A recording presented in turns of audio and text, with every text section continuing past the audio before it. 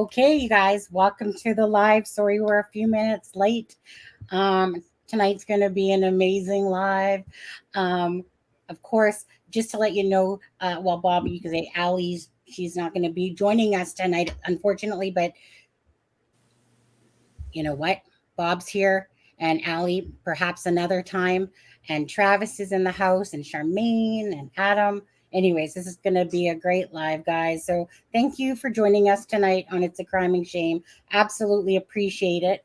So thank you. Welcome, everyone. Yeah. Hey, guys. Thank you, Bob. Thank you so much. Of course. Yeah, and for all those disappointed out there that Allie, we promise we'll come back and Allie will be here. I tried. Like, she's got she's still doing the heavy lifting for the family. So unfortunately, she's doing real lawyer work. Yeah. She's with us right there on the screen. There she is. That's beautiful wife, by the way. Beautiful wife. Thank you. So, before we get started, I guess, Bob, thank you. I know you just came off of Court TV as well. Great episode, by the way. Loved it. Maybe we'll play just a little bit of that tonight. It was a really great episode. I really, really enjoyed it. So anyways, just tell everyone, if you could, Bob, I don't know you, but I'm sure most do by now, just a little bit about, you and your wife and what you do. Okay. So my name is Bob Mata. I'm a criminal defense attorney by trade. My wife, my beautiful wife there, brilliant wife, Allison, is my law partner and obviously my partner in life, and the mother of my children. I'm a huge fan of hers. I actually wish she was here because she's the brains of the operation. But I'd say we met in law school, practiced for 20 plus years as criminal defense attorneys. And a few years ago, I had asked her if she'd be willing to allow me to try to get into podcasting, because I had this concept that I had wanted to do, and I was getting a little burnt out on the law game, which is dangerous. If you're a lawyer, you want to be zealous about your representation of your clients. Otherwise, you're doing them a disservice. So I could sense that was starting to happen with me, and she was gracious enough to say, go for it. I made her the solemn promise that I would go all in on it, which I have. And that was a couple of years ago. So I started the Defense Diaries podcast. Little backstory. My dad was John Wayne Gacy's attorney back in 1980, got retained back in 78. And he had given me all of his taped interviews with Gacy. Gacy had waived privilege, which, if you don't know, attorney-client privilege actually survives death. So it was significant that he had done that. That was how he anticipated that my father and his trial partner on the case were going to get paid. So I had the ability to be able to play the tapes without, doing harm to my father in terms of releasing privileged conversations. So from those tapes was born the podcast. And it's interesting because, you really get to hear a dynamic that you don't get to hear often, which is an attorney preparing his client for an insanity defense trial. But it's not really about Gacy. It's about the victims. It's about the investigation, which we uncovered the incredible true story about how they actually got Gacy, which we literally uncovered it. It blew our minds when we did. I still can't believe it's not national news, but it will be. It's like the show was small at the beginning because we're an independent pod. So we finished that one, and then the next case that we're covering, we're actually 46 episodes into, and we do deep dives. So if you like deep dives, we're something that you'll probably enjoy. The second season is a case that Allison and I tried along with my father in Omaha, Nebraska, for a client that we had named Dr. Anthony Garcia. Awful case, but procedurally was fascinating. And then we also have the docket, which is Allison and I. She's my co-host on it. And we cover all the current stuff. So, Idaho 4, obviously, everything out there. Avery, we're currently doing a deep dive, which has been in a bit of a stall because of everything going on with Delphi, because obviously I'm going to bring Delphi as well. So yeah, that's basically it. And I love doing it. And then we recently started our YouTube. We had been doing the pod and I couldn't find the time to do the YouTube. And then I finally said, I have to pull the trigger on it. So we've had some positive feedback on it. People seem to enjoy it. So that's about the long and the short. Absolutely. Thank Nice. you. And Travis down there, do you want to tell people about yourself that don't know who Well, you are? I'm just here to meet Bob and commend him for the great work he and Allie do over at Defense Diaries. How I met you in a roundabout way, and I really like the way Bob explains things very simply for people. It's what I try to do, but not as nearly as successfully as Bob does. He does a great job. Takes the time to explain what amicus means and sua sponte and all of that stuff that I try to do. But, it's important because for whatever reason, people have lost a connection with understanding the criminal justice process, and that there are reasons behind everything that are typically very long standing, back to the founding of our country. And it seems in some, not all, true crime YouTube channels, that in some there's kind of I guess the best way to describe it is a mob mentality, but then others, that are really trying to learn about the system. Why is this happening? Why is that not happening? They'll ask things that, they're really trying to get at. The other day in Defense Diaries, someone said what we really need is for them to appoint a federal prosecutor and a federal judge to take over the Delphi case. And I know Bob and Allie don't have time to respond to something like that, but I put a short response that about the differences in jurisdiction. But I really, really enjoy their podcasts, and I through the Avery stuff, and I'm going to start the Gacy stuff, but they just do great stuff over there. And I frankly don't have or didn't intend to put the time in to try and educate people on the law, but I'm happy to do it. But when I'm busy and I'm, back to work after, a month's vacation in Colorado. So, if I'm unavailable, you can always get up to speed and get the real deal over at Defense Diaries. But good to meet you, Bob. You too, man. And I just want to say, Travis, I thank you for all of that. I really appreciate it. And I love when you're in our chats because, like you said, man, I'm not able to really keep an eye on the chats. And, there's sometimes we get big crowds in there and there's a lot of comments coming through, even when I try to slow it down. So, and you're always on point. With respect to your legal analysis and the information you give. And, for me, it's exceptionally important that, people that are aligning themselves with us are all about just facts, and you are that. And so I'm super appreciative when you're in there because I always know unequivocally that you're giving the correct information, which is very important to me, so I thank you for that, my friend. And it's a pleasure to put a face to a name. Yeah. And also I wanted to say, because and that's why for me this is important, because it's people helping people. And I seen Charmaine, so I think you, Bob, were around 2K, if that, when I saw you first. But I don't really talk in chats too much. I just more peep in and listen. I just kind of, certain things that I do for talking. I'm an outgoing person, but there's other times that, because we do a lot of work, we know that I just kind of come in, listen, and then move along. But I seen Travis and I seen Charmaine in your chat, and so I was just like, oh, okay. So, and you guys have been growing so fast, which is awesome. So again, I really love the fact, and I know this might sound whatever, but I really love the fact that you just actually responded back. You don't know how precious that is sometimes that someone actually responds back to you.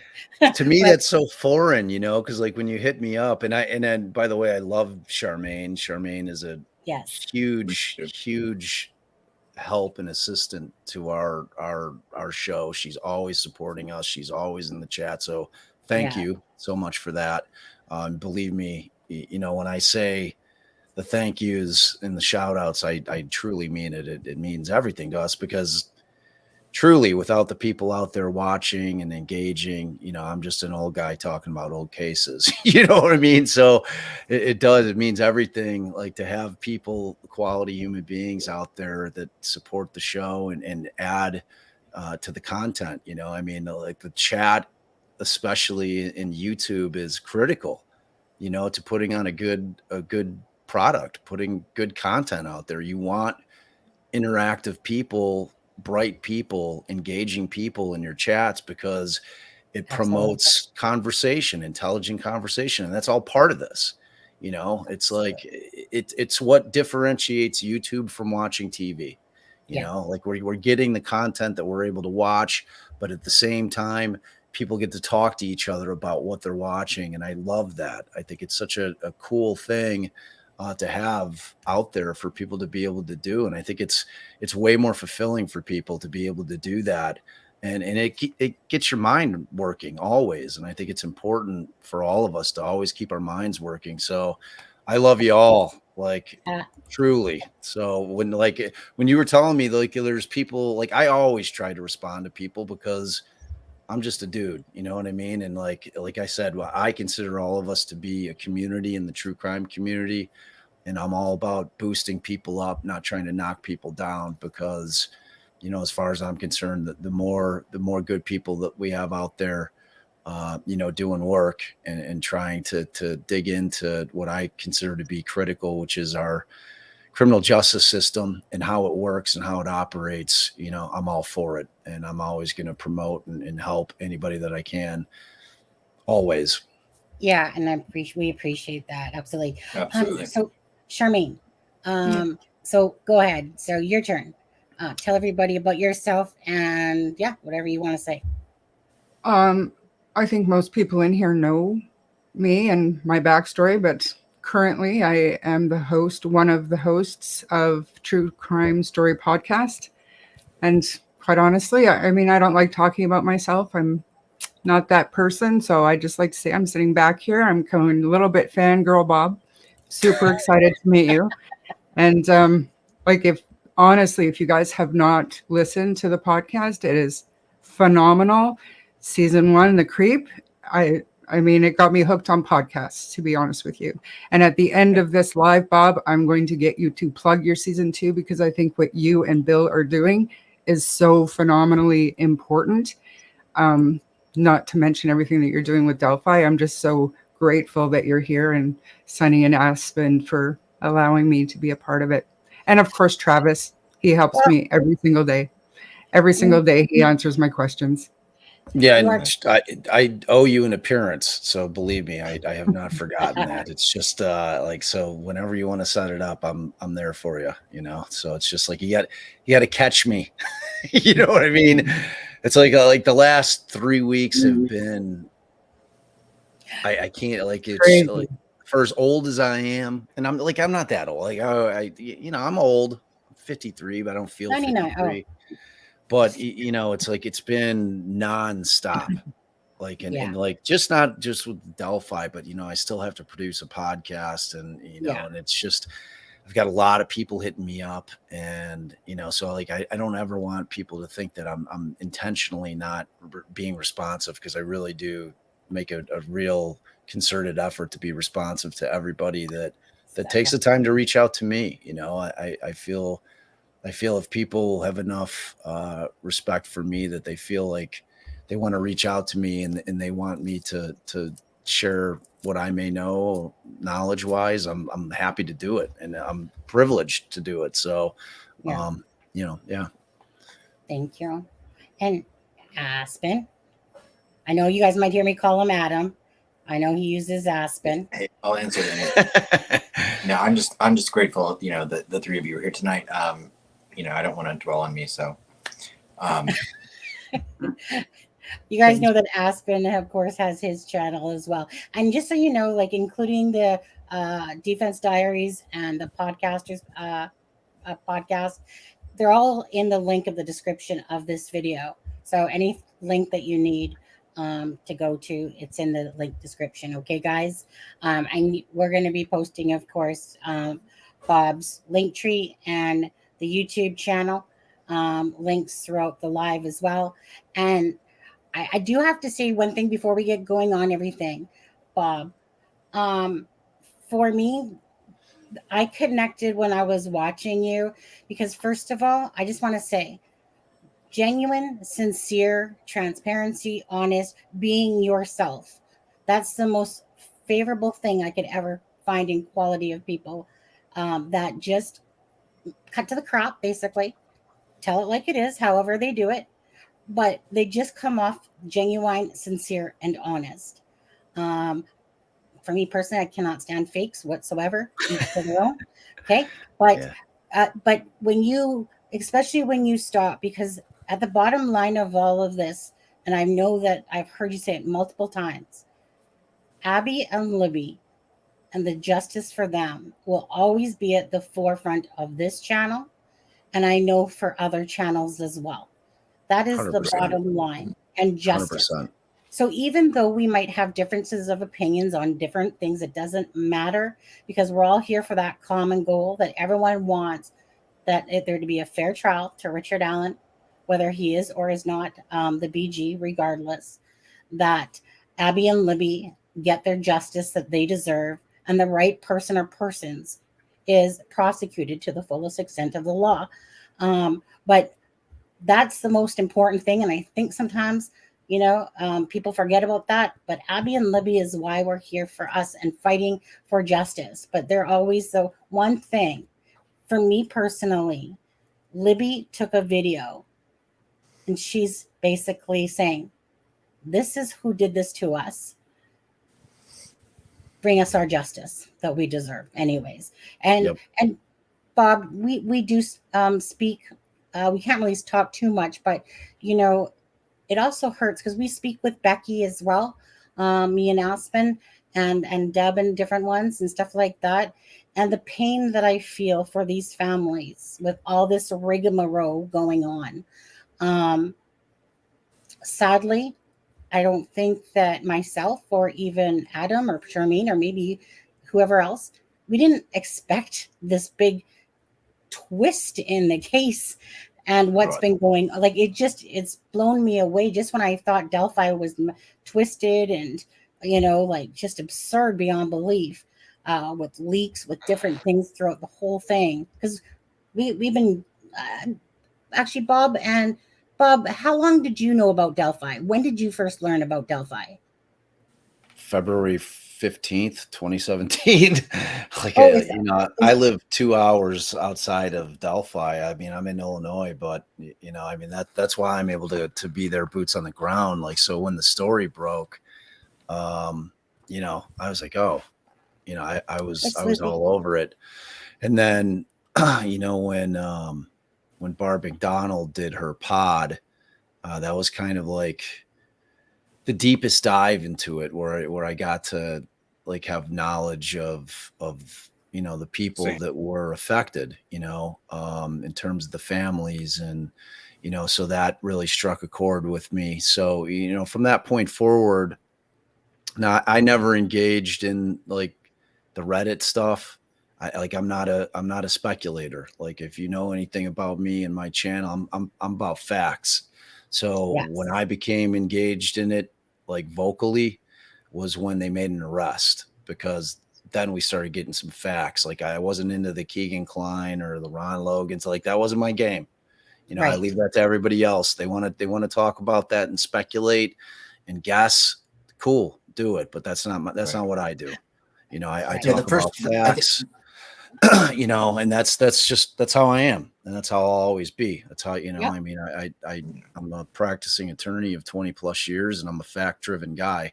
So I never engaged in any of that. And then, obviously as soon as in October of last year, when they made the arrest, there I was, because I was ready. I'd been waiting just like the rest of us for some kind of movement on the case.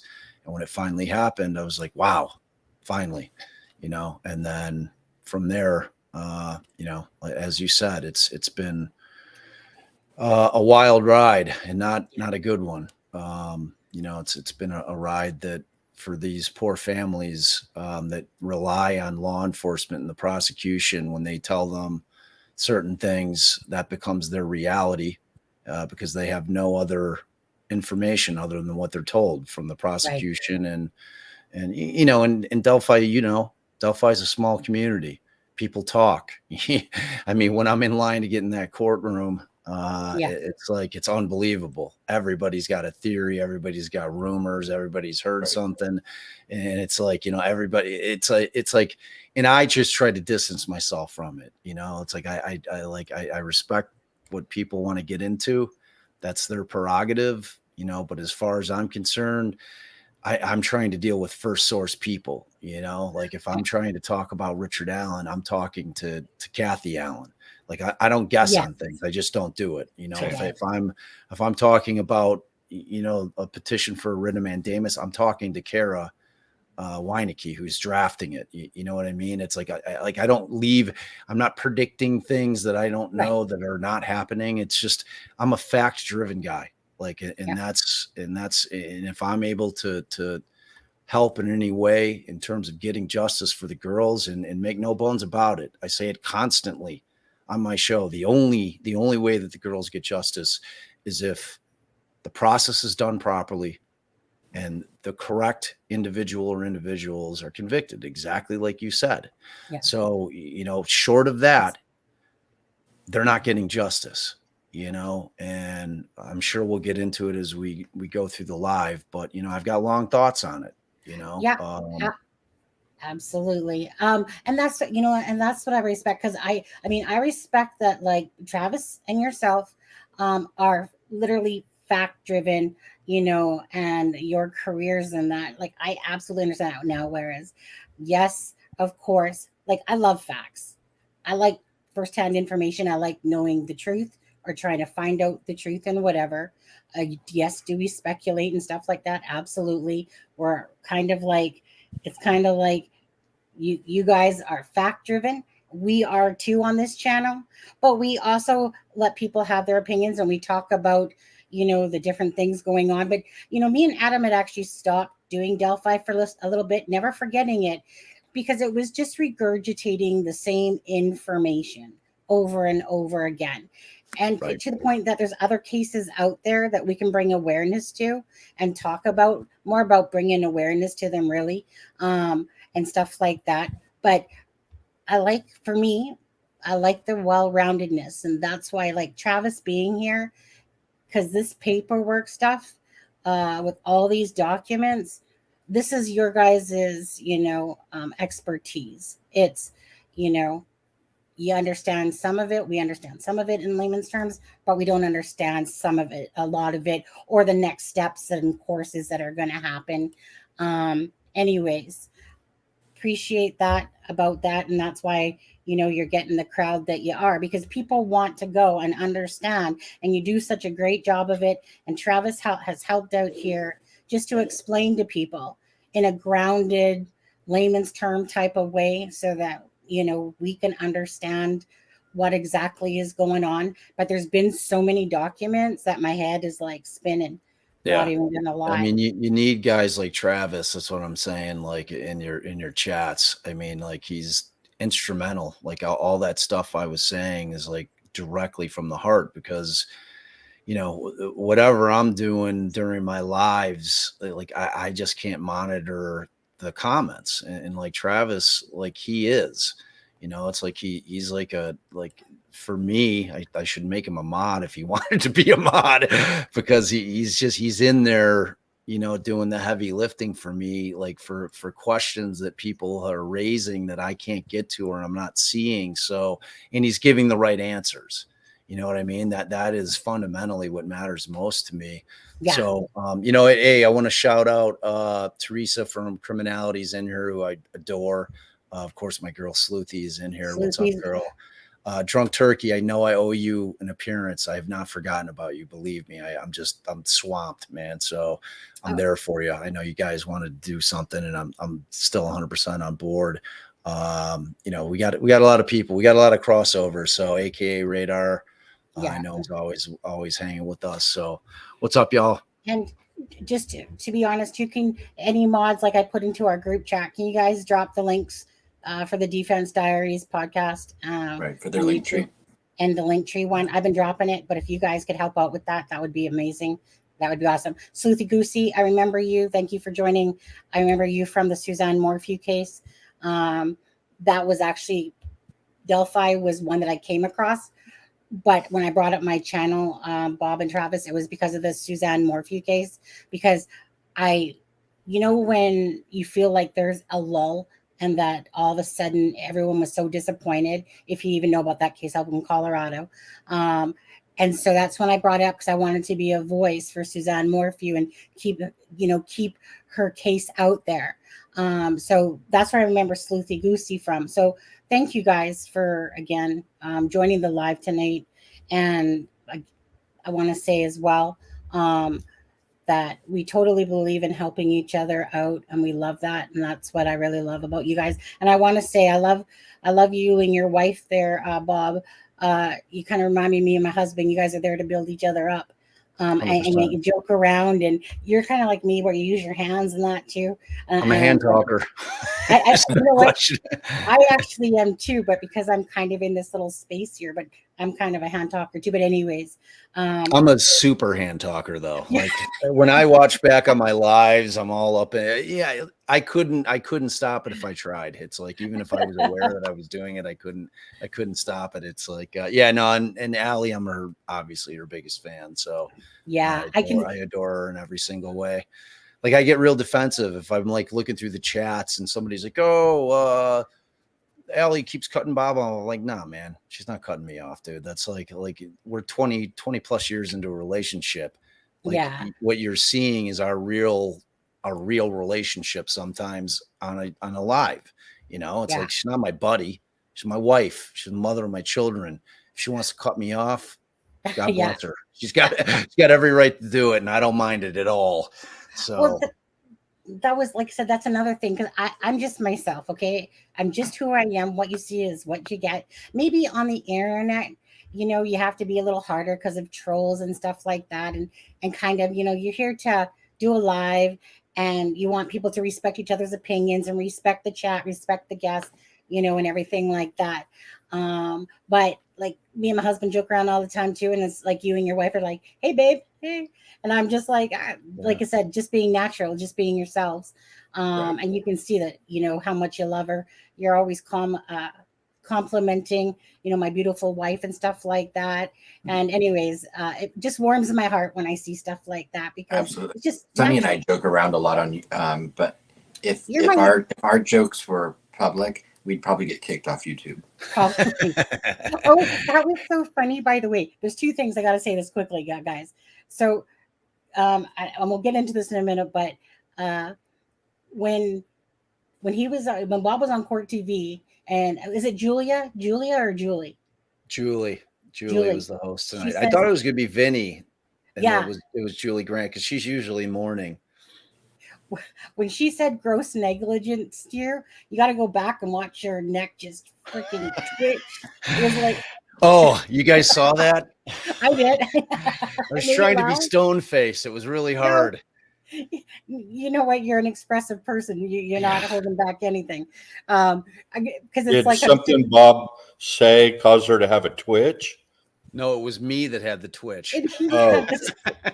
So she said about the gross negligence, and you could just see Bob's like, I can't do it, but the neck was like you could just.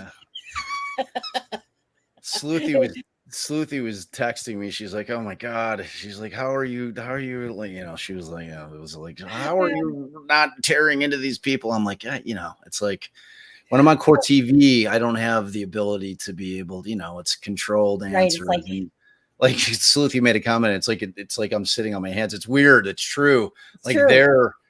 I am uncomfortably not moving my hands, which is Right. very like against my general like nature. You know, I'm a hand talker. I just always like when I'm trying cases, I used to ask juries, like when we'd have the opportunity to talk to them after a verdict, I'd be like, I wanted to ask you, did me moving my hands all the time when I spoke, was that a distraction for you? And some people were like, yeah, you know, but it wasn't like we'd still listen to what you were saying. But like, yeah, I'm a hand talker. There's no question about it. I like expressive people myself. Right. You know, Me I'm too. expressive. Me too. It's, you know, you're not going to change me that way. Like I just am Exactly. who I am. I don't, you know, I get it because when I was watching you, because watching your podcast on the YouTube there, and then knowing how expressive you are, and then you're all like decked out, you know, in your handsome outfit there, and you're all just straight, Yeah. and then all of a sudden the gross negligent thing comes, and it's like the neck just totally goes like, okay. Yeah. That one was funny. But At anyway. least I didn't do the eye roll because that was in my head. I Oh. was rolling my eyes, but you know, but we'll get there. Yeah, Yeah. Thank you, Sharon. I will definitely feel free to move my hands. I can't help it. And Sleuth, you did make a comment on your Twitter there, and I can't think of exactly what it was, but it was that part too when you were talking about what was it? It was something about representing. Sleuthy, what did you say on your Twitter comment there? It was something about you representing, you know, like something about how hard it is to represent, you know, the defendant. I think they were talking about the families, and then you said to Susan Hendricks, like, well, there's something I disagree with you on, and that was about egos, and then you kind of went into that conversation. Yeah. But then you made this. Sleuthy said it really nice on her Twitter, and about it because it caught my attention too when you said that, because sometimes you don't necessarily look at something from all sides. You know, I try to, and then when you said that, it just resonated a little bit more about, you know, like I get that the defense is there to, you know, do everything they can for their okay. Thank you. He said, unless you've been a defense attorney, you have no idea the burden. That was it. Thank you, Sleuthy, of representing someone you truly feel is innocent. And that was the thing, is that that it has been said, right, that Baldwin and Rosie truly believe in Richard Allen's innocence. But the way when you put it that way, that grabbed my attention as well. So when I seen Sleuthy make that comment, I was like, she felt that too when you said that. For me, it was just kind of like one of those moments that you don't necessarily think of it that way, and then you hear it, like when you said it, and then it was like, oh. Yeah, I I mean, that's what I'm here for, you know, because it's like you get those clients where, and Travis will attest, you know, I mean, you go through the discovery, you know, and I say it all the time. I typically don't have clients coming in. It's not like TV shows. They're not coming in spilling their guts. I'm not saying, tell me the truth, I'm your lawyer. It's like, you know, they come in and I carefully ask them, what are they saying that you did? They being law enforcement, because if I come up with a theory of defense and I ever have to unfortunately put them on the stand, if they've told me one thing in the initial consultation or early on in the case, and I come up with a different theory of the case, I can't put them on the stand in suborn perjury. They're stuck. Like, so I tell them, hey, what are they saying that you did? And then when I get the discovery, I go through it with my clients. And if they have very powerful evidence, I tell my clients, I'm like, you're in deep shit.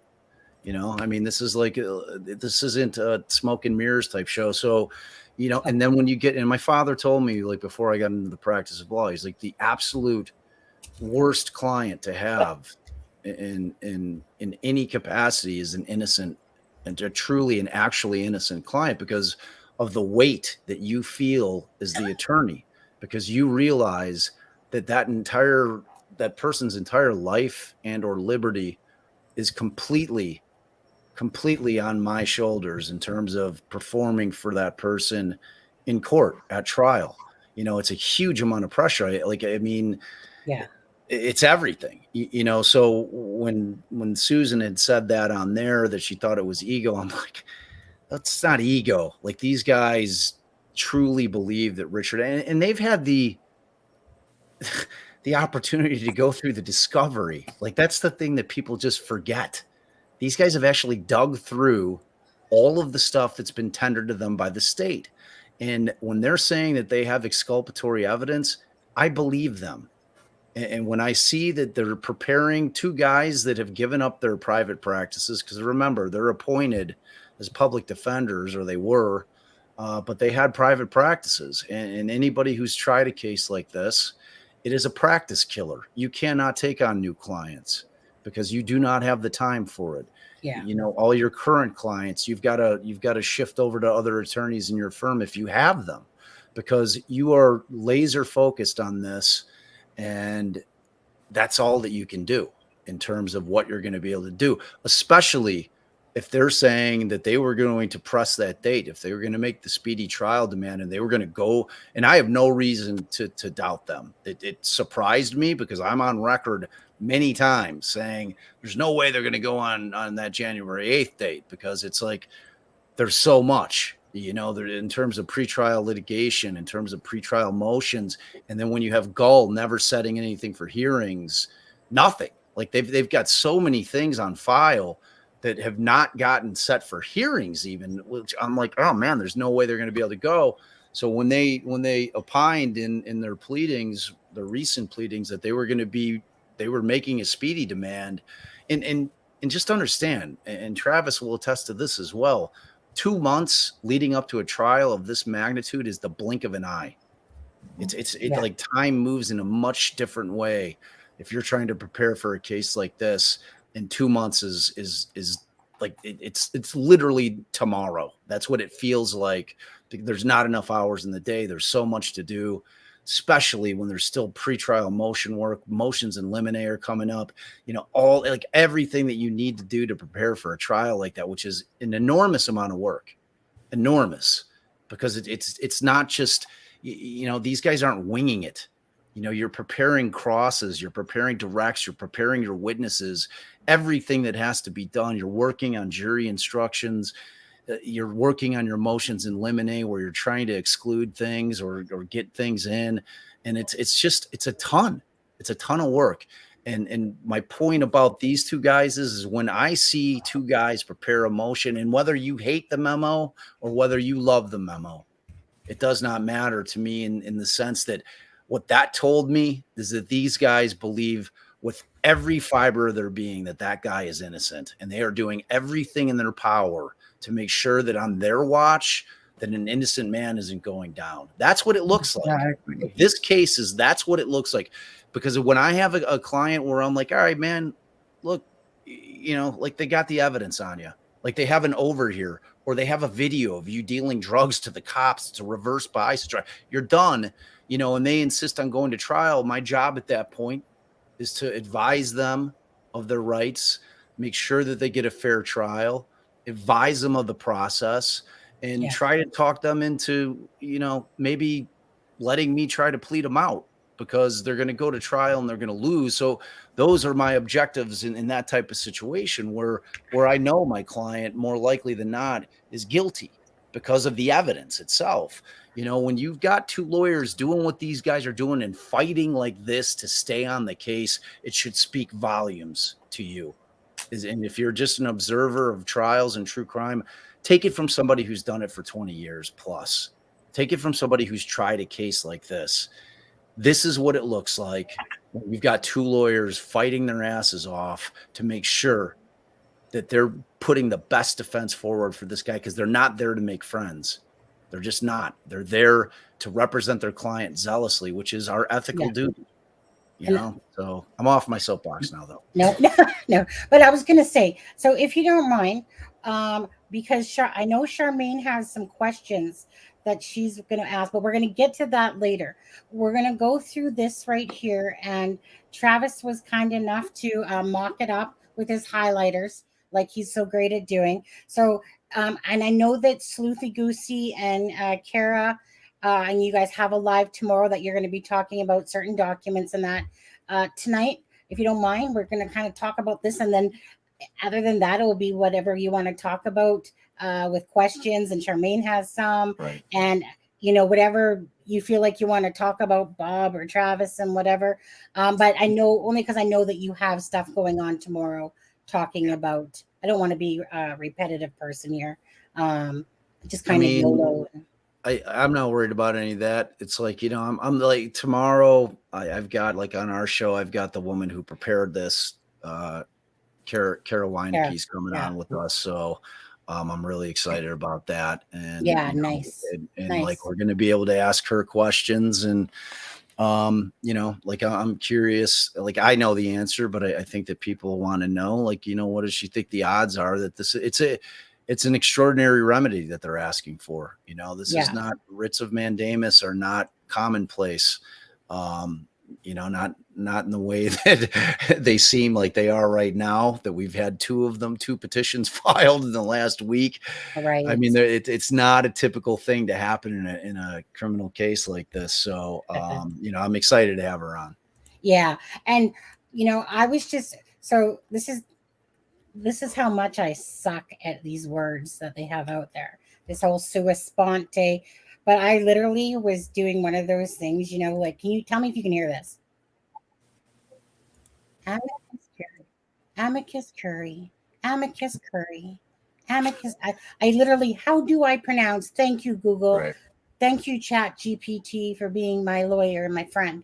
But anyways, so that's the only thing I wanted to say was that Amicus Curry.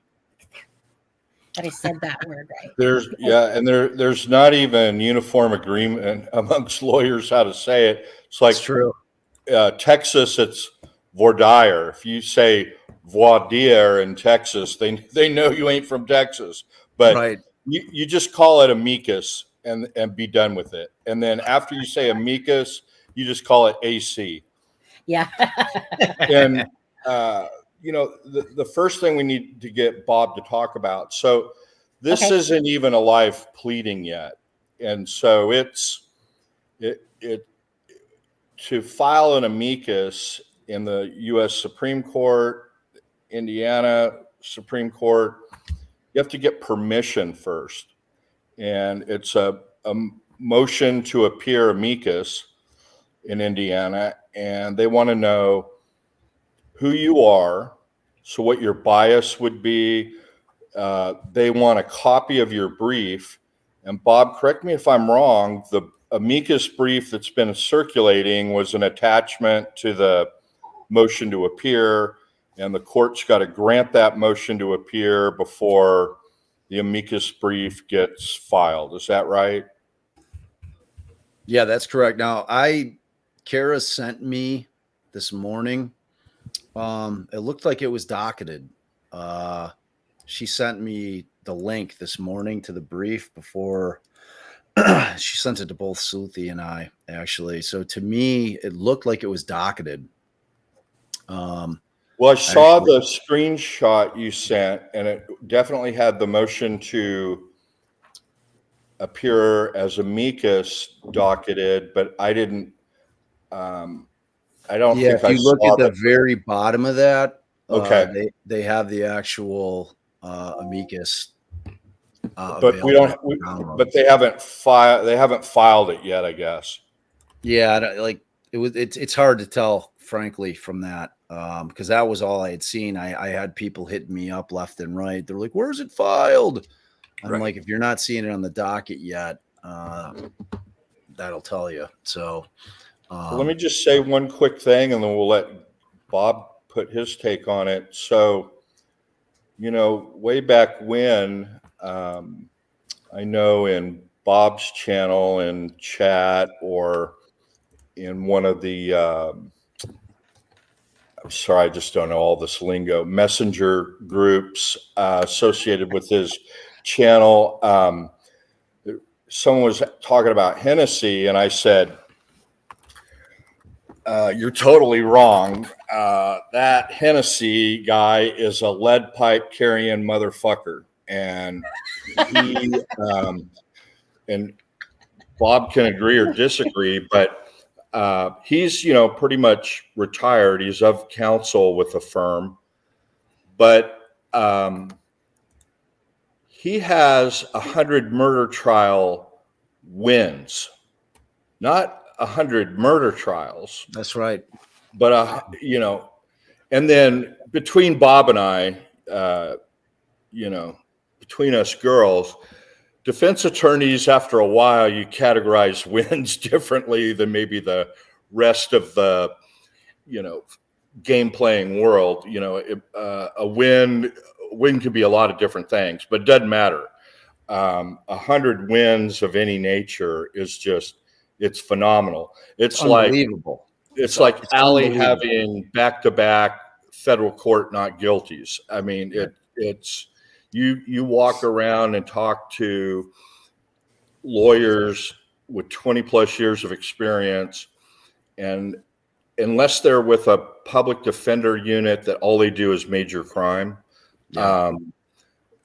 unless it's that type of situation, you could probably count on your hands those that had more than 10.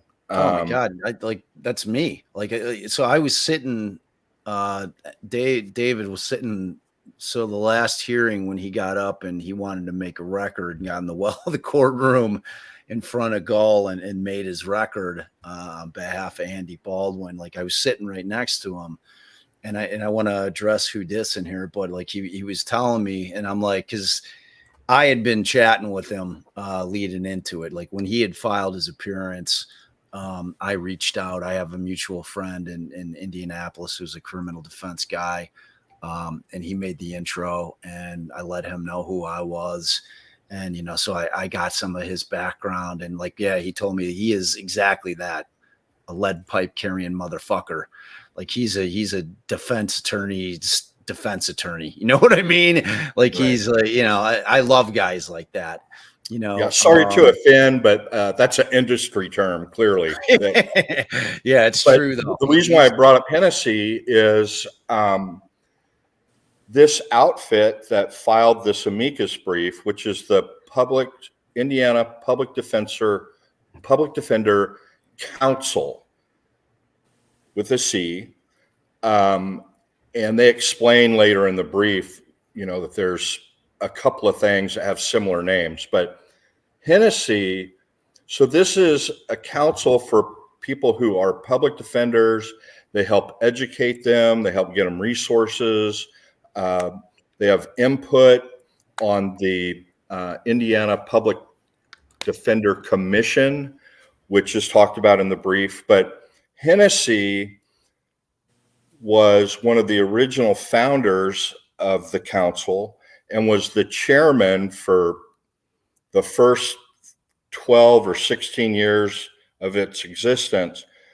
I'm just bringing this up. So we talked about, a good defense attorney, and Bob expressed, what the feeling is having, somebody's entire life in their hands that is innocent, or, the state doesn't have the evidence to prove it beyond a reasonable doubt. That's what we learn in law school anyway, but you truly believe is innocent. But this guy, his whole career, Hennessy, has been an advocate of having highly trained public defenders in Indiana, getting those that are appointed versus their staff salary, getting them fair compensation, because that's a huge problem in Indiana. They have one of the biggest attorney shortages of any state, talked about in this brief.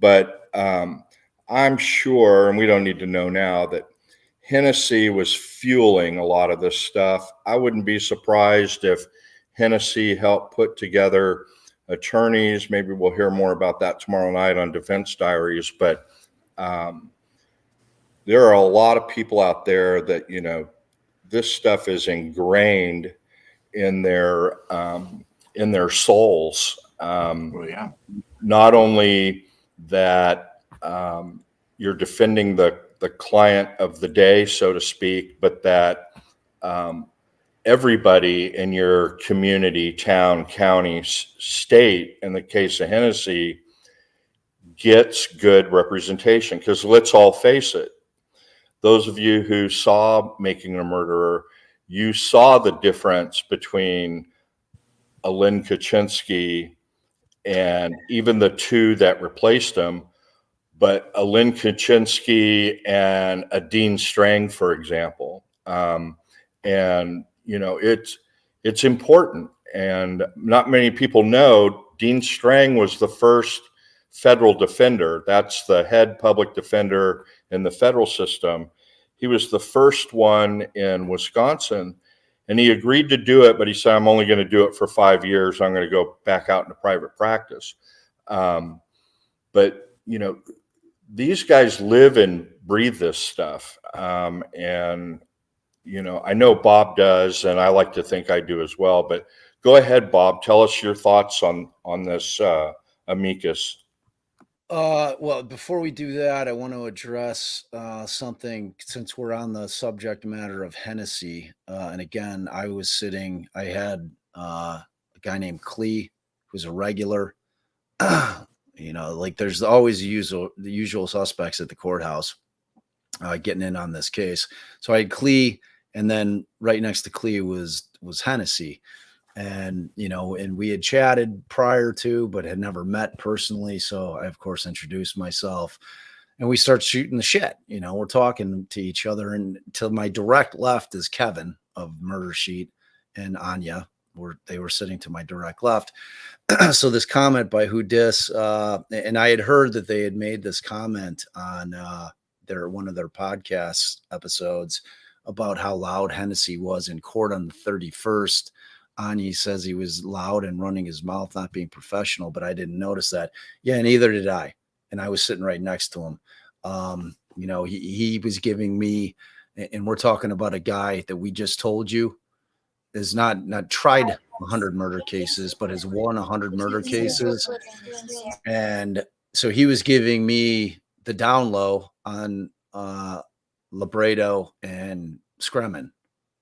That's what he was doing. Labredo, he said he didn't know jack shit about him. That's what he said about him. Nothing. Didn't say anything negative about him. And this is all before the judge is out.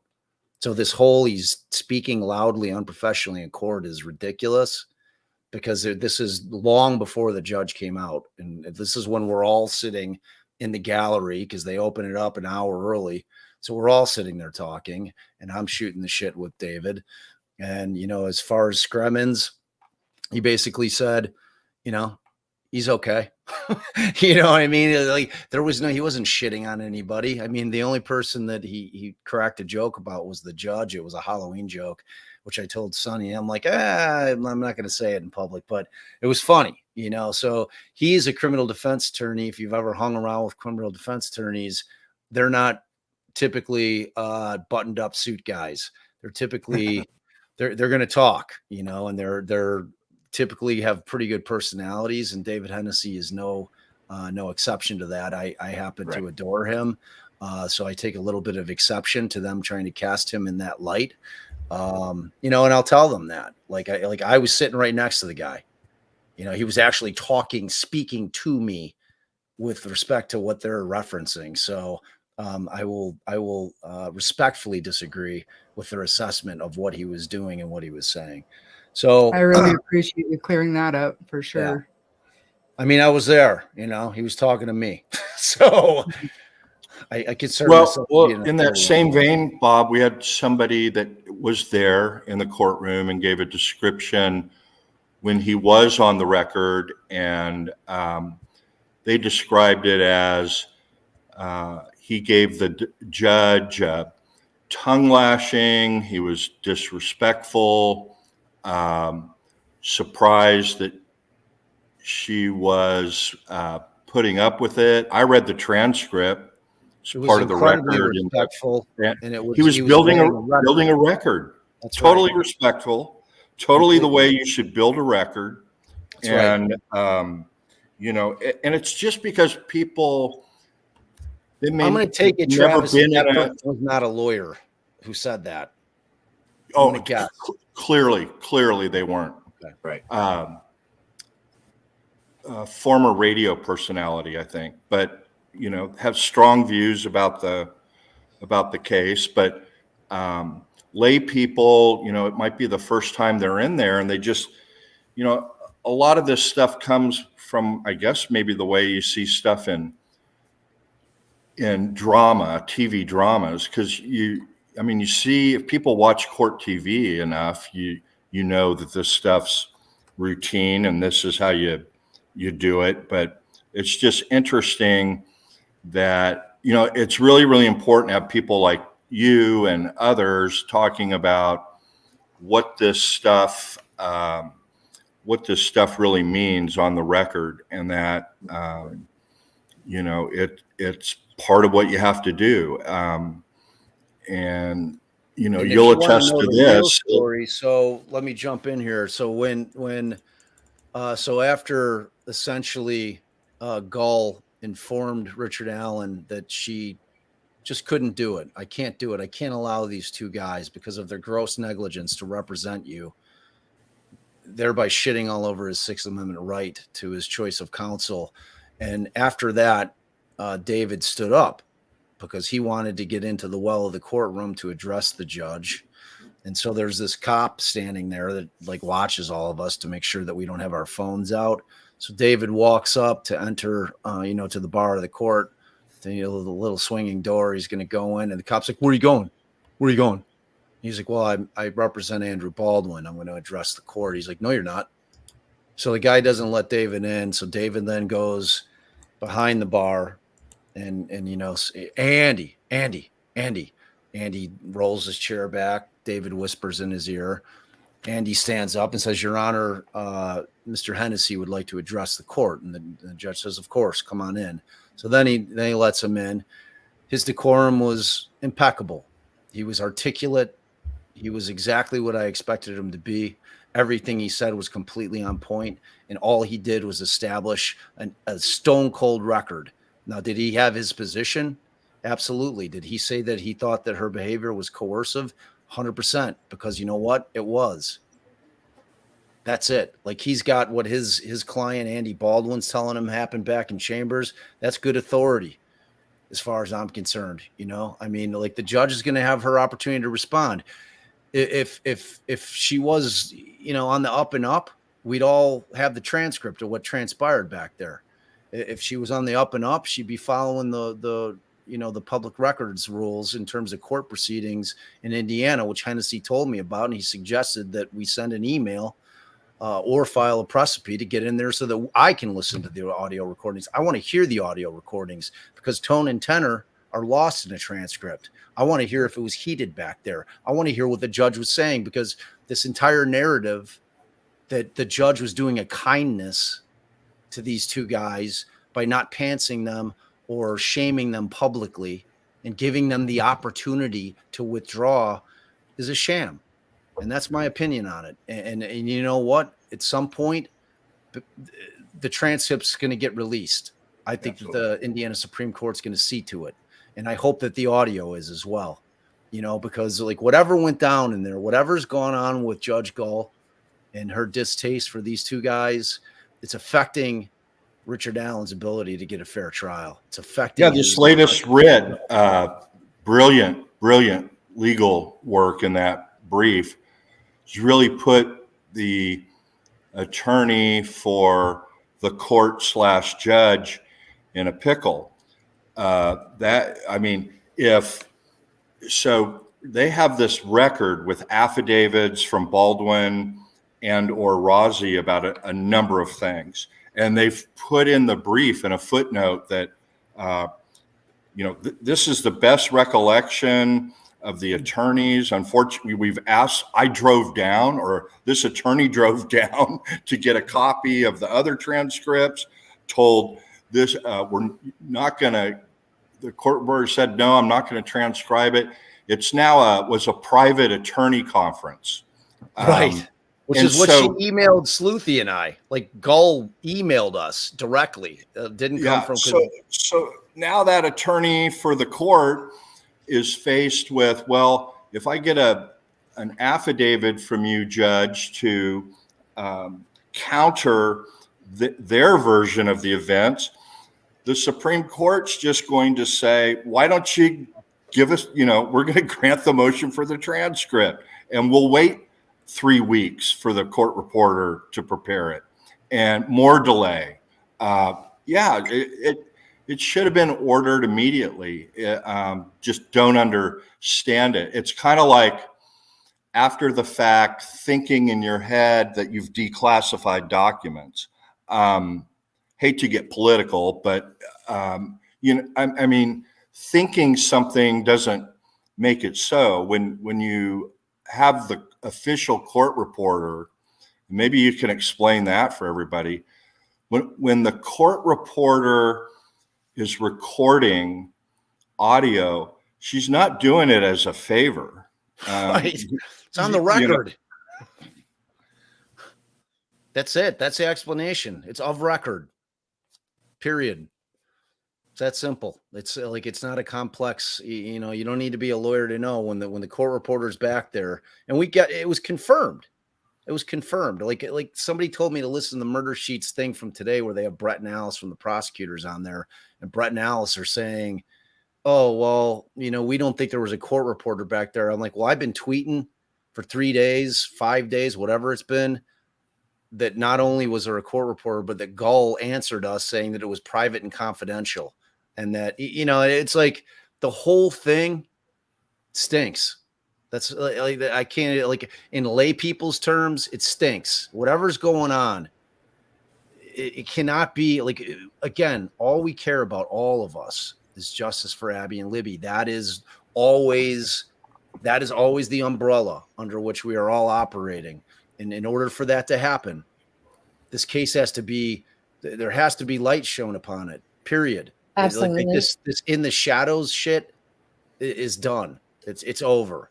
Like, whatever, like, because like in the shadows, it creates this. This is what we get when a case like this is tried in the shadows. Right. I agree. Was there a gag order in Gacy? A gag on it.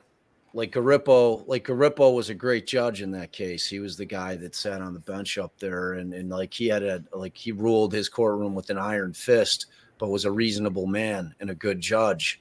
And then that type of case was like there hadn't been a case like that in Chicago ever, and that was the first time that they had basically endorsed and adopted this concept of where they were going to basically do a change of veneer, as opposed to bringing the trial out to Rockford because they had won their motion for a change of venue. It's the same thing. It's like I try to explain to people, even though you're transporting, it's the same concept as bringing your entire staff, all of the evidence, the lawyers and the judge. Like, people don't understand the concept that, like, when you're changing venue, you're not getting a judge from that county sitting on the case. It's the judge whose case it is borrowing another judge's courtroom. And we're, going to that county and trying the case. For the state, it's a huge expense. It's a huge time expenditure. There's a lot of downfall to it. So it's way easier and makes way more sense to just basically import a jury from a different county, sequester them in a hotel. And it's a huge inconvenience for them, obviously. But, it's for the court's purposes, it serves a much greater purpose. And it saves the taxpayers money. It's a way easier thing to get done than it is to transport an entire trial, especially like Gacy. Like the volume of discovery, like the amount of shit that they would have had to haul out to Rockford to try that case would have been like a nightmare. And it's like you're bringing everybody's coming. So yeah. What else we got? Did I even answer your question? I start to go off on these rampages. You did. No, you did. Was there a gag order? And, and back in that time frame, the tabloids, National Enquirer, others, they were paying big bucks. And, the police department was leaking stuff. I mean, every good newspaper man or woman had a detective on homicide, whether it was CPD or APD or LAPD. They had a homicide detective that they were cozy with, would have drinks with, and, they'd get stuff. I mean, it was just part of the game. I mean, I had press digging through my garbage and, we figured, oh, well, we better get shredders. That was in the early 90s, but they're just this game. But it was the same with Garcia. I mean, they got everything. Like in terms of like Gacy, there was no secretive evidence. I mean, the fact that they were uncovering these bodies from his crawl space was like appointment television for all of the city. But a gag order like relates to the attorneys being able to make extrajudicial statements to the press or anybody involved with the case. And as far as that went, I think that there was somebody put in here. There was no gag order on Gacy, but I think that there was. I'm not 100% on it. That wasn't something I actually covered in there. But in terms of the information leakage, and I don't even consider it leakage. I mean, it was all out there. Everybody knew because they were reporting on them pulling the bodies out of the crawl space for weeks, for months. I mean, it was for front page news for a year. Up until the thing went to trial. So. Clearly that case was why they had to change the venue because of the press, and how much press there was. I mean, and the ironic thing about it is that nobody still, like, people didn't understand it was an insanity defense case. They're like, oh, they're trying to prove he's innocent. I'm like, I mean, they're trying to prove that he's, that he's not guilty by reason of insanity. It's a very different thing. But it's like, I was trying to explain that forever, like my entire life, trying to explain to people, how could your dad represent them all? Number one, the Constitution. Everybody gets a defense. Everybody gets a fair trial in this country. It's the rules. We don't get to pick and choose who the Constitution applies to. It applies to all of us. So on that, so about this, some of her orders are just the clerk typing out a minute type order that's in the electronic docket. Correct. And others, like the famous post-dated order that got filed, is essentially verbatim what the clerk does, but we don't do that in Texas. Everything has a written order because our clerks, they don't really type anything into the system. They're not a recording clerk like they clearly have in Indiana and the federal system has. They'll take minutes and notes, and then the judge can build on that. But in Texas, in the state courts, you prepare an order, you send it to the other side. The other side either agrees or disagrees. Sometimes you have a fight about it, but 99% of the time you submit order and, might even be just granted or denied. Others are more, complex. But how is it in Illinois? Do you all have I never leave a courtroom without a written court order, ever. And when it switched over to Zoom, it was the same thing. One of the lawyers prepares the order and they have to get it over to the court, or the state's attorney's preparing the order and it's getting transmitted to us electronically that day. I never left a courtroom in my entire career in Illinois without having a court order tendered to me with everything that the judge said. I'm taking copious notes when the judge is saying, okay, this is when we're setting things for, if they've made a ruling, anything. And it gets written and entered by the clerk sitting next to the judge. And then at some point that day, now that we use computers, obviously back in the olden days, prior to computers, they weren't doing that. It was paper filings, but now everything gets entered into the docket, which I can then pull up. So yeah, I never seen anything like it. I've never seen anything like it.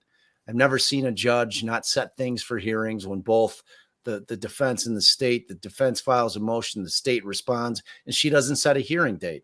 I've never heard of it. In a case like this, where you got families waiting for justice, what is she waiting for? Like, that's the question people should be asking themselves. What is she waiting for? And she's going to admit on the record that, number one, she still hasn't finished reading the memo, and she hasn't gone through the discovery or the exhibits that were attached there too. I mean, what is she doing? If she's too busy with her own call in Allen County, then she needs to fess it up and get the fuck off the case. That's how I think about it.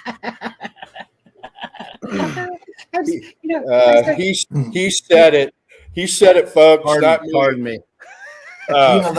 Let me ask you, with the motions that have been filed this week, I mean, what kind of return timeline can we expect with the Supreme Court making a ruling? So, in terms of response time, we know now that as the judge did with the first petition, she asked for time, and they gave it to her. They gave her a little additional time to respond, get her attorneys to respond to the. I believe, right? Yeah, so the 16th is the date.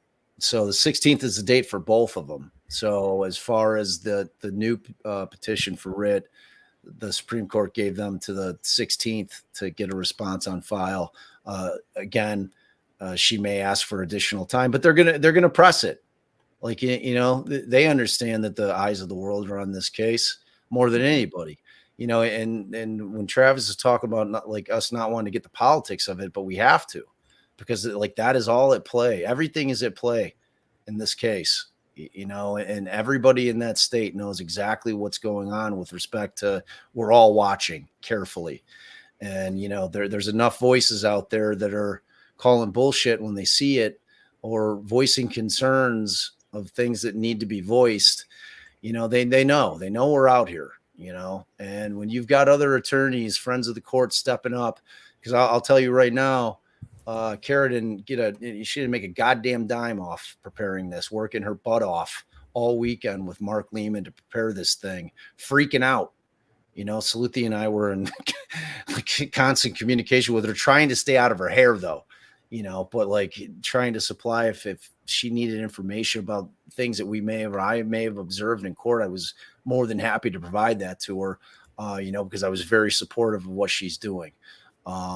Just because there's something off about this case, and I don't like it. I don't like it for the girls. I don't like it for their families, and I don't like it for Richard Allen.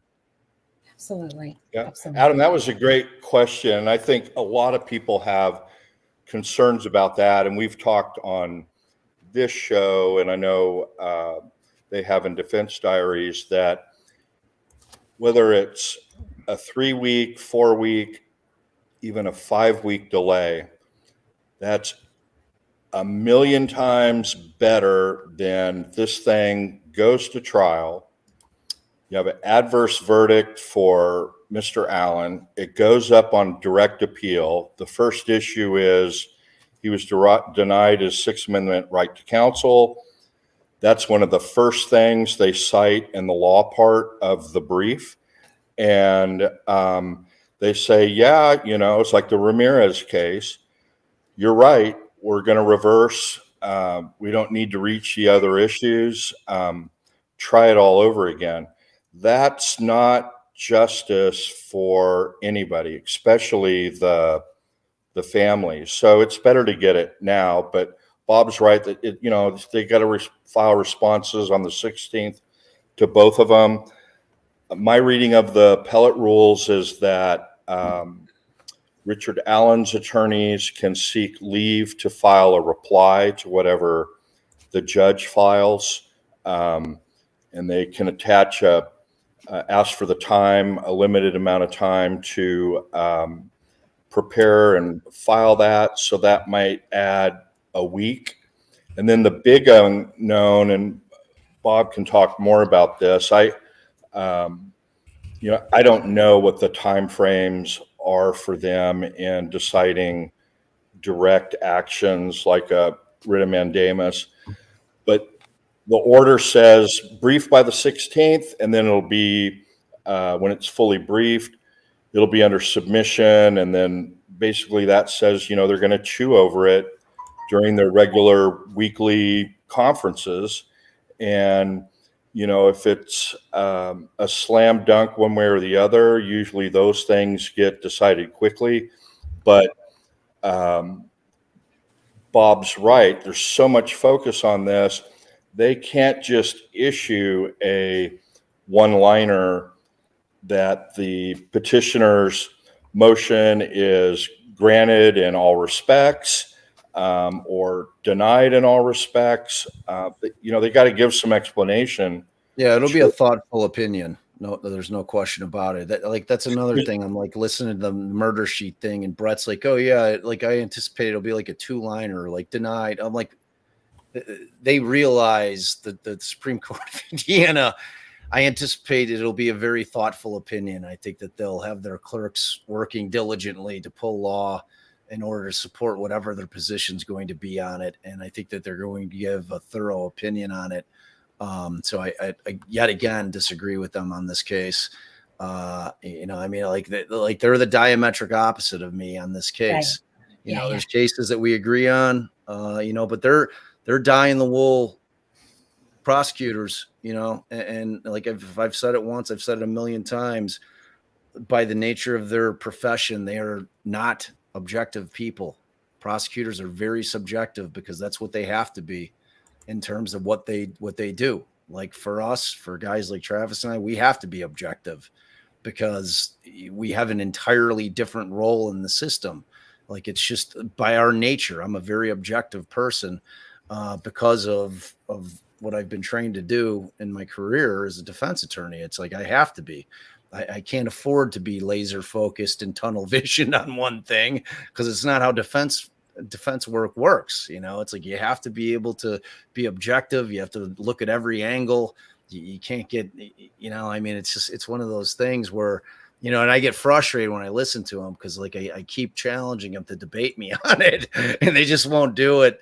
You know, it's like they keep, you know, and they just have very different opinions. Like Brett doesn't think there's any issue with, you know, Sixth Amendment type things going on. And I just could not disagree with him more on that. You know, he's so that's one thing about the amicus brief. And an amicus brief is friend of the court, and you're asking the court to look at typically what the impact of a decision would be outside of the case, which is exactly what they've done in this amicus brief, that whichever way you decide on this is going to have impact on indigent defense in the state of Indiana, far-reaching. It has fiscal impact based on this reimbursement schedule. I was pleasantly surprised how comprehensive and sophisticated a system. I was assuming, based on the way the judge was ruling and removing, that there was nothing in place. Right. That it was a free for all. She just got to sit there and hand pick a couple guys from her own county. Yeah. That amicus was short and sweet, wasn't it? I mean, they laid it out.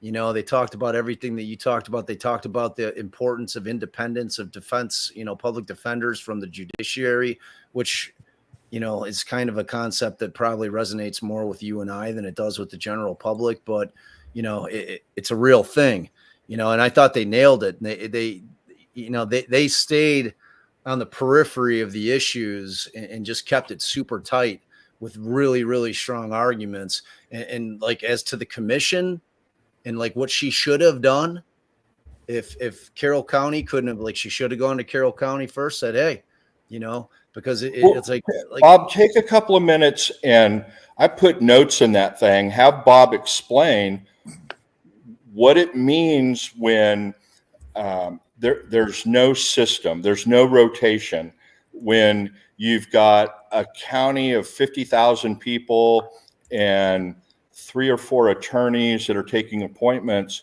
You know, explain what that means when you don't have independence, because I think it's really important for people to understand what it's like in a system that where you're joined at the hip of the head. Oh, there she is. Hold on. Hi there. Hi, sweetheart. Hold on. Let me just Scarlett, my daughter, Scout.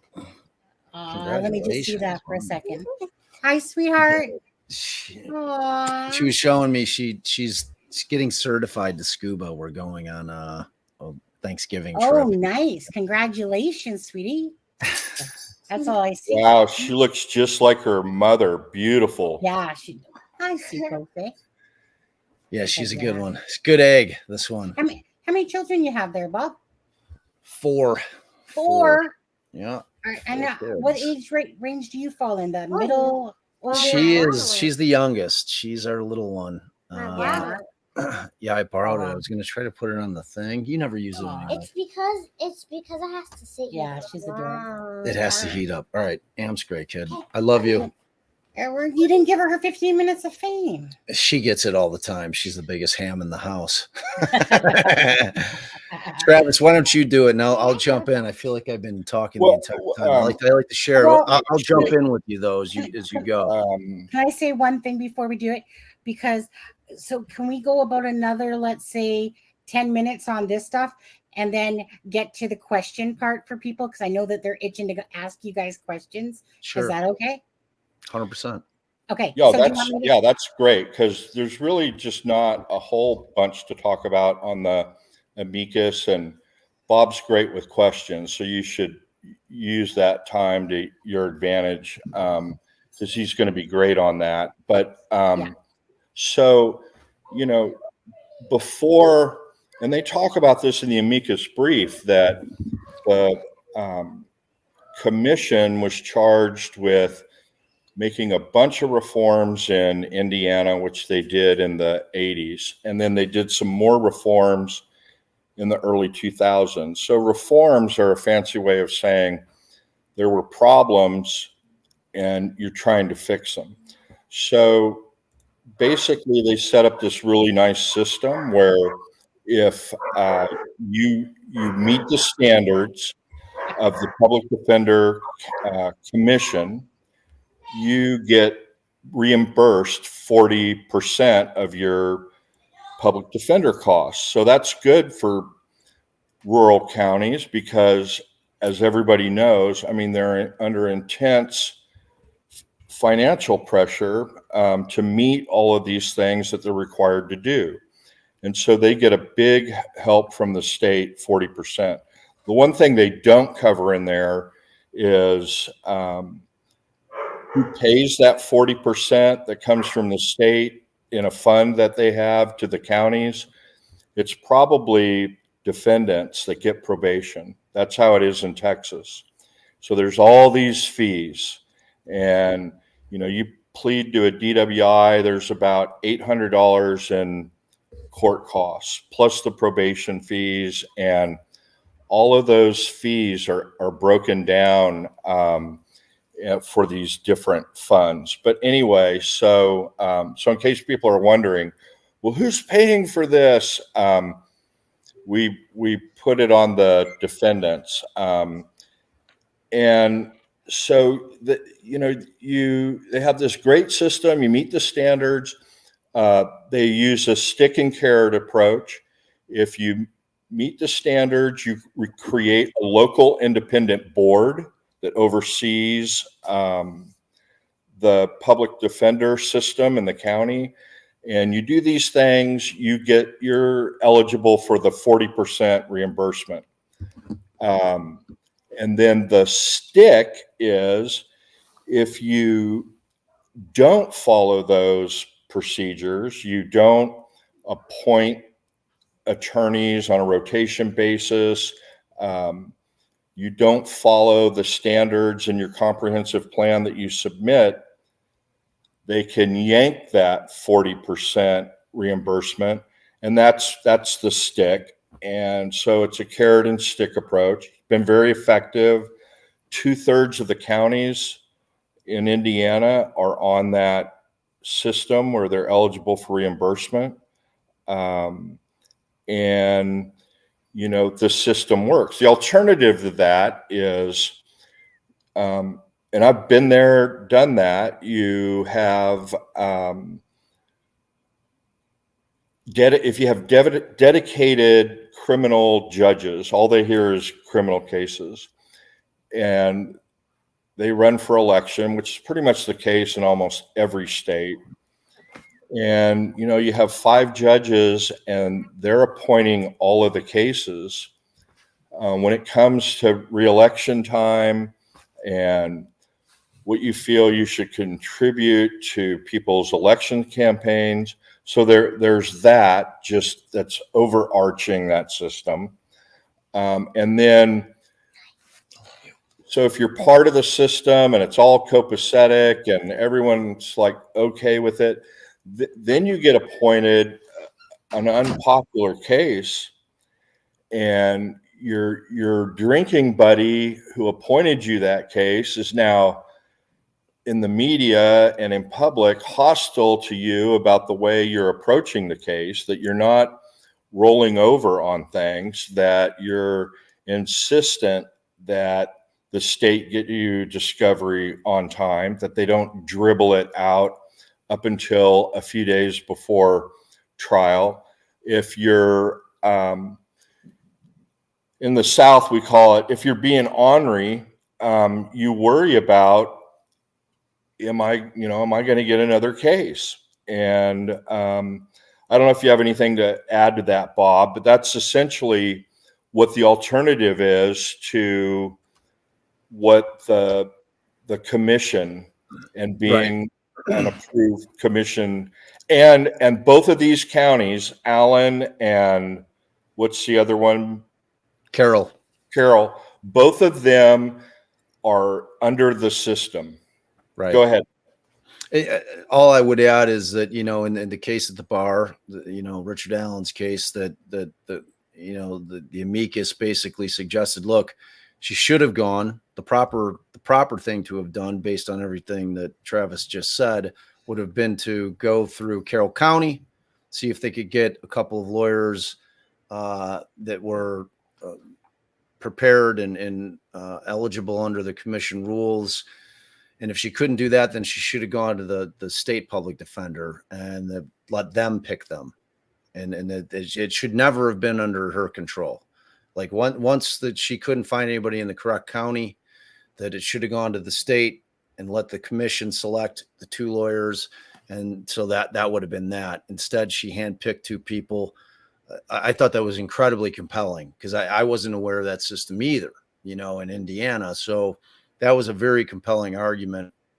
And then the other thing about the independence is, and it's so true that when you have public defenders, the general public consensus is like, and they use the term that I hear it all the time. Oh, I don't want a public pretender, because of the fact that they're in that judge's courtroom every day, they then think that they're really an arm of the state, like in their minds. And so it's always been like a huge issue for the defense bar in general to make sure that people understand that public defenders are not an arm of the state, that they are independent of the judiciary, because, you always get that sense. Like whenever I'm in a room, like if I'm in a felony courtroom and I'm seeing the same prosecutors in there, they have a relationship with the judge, a working relationship, and it may be a friendship. I don't know.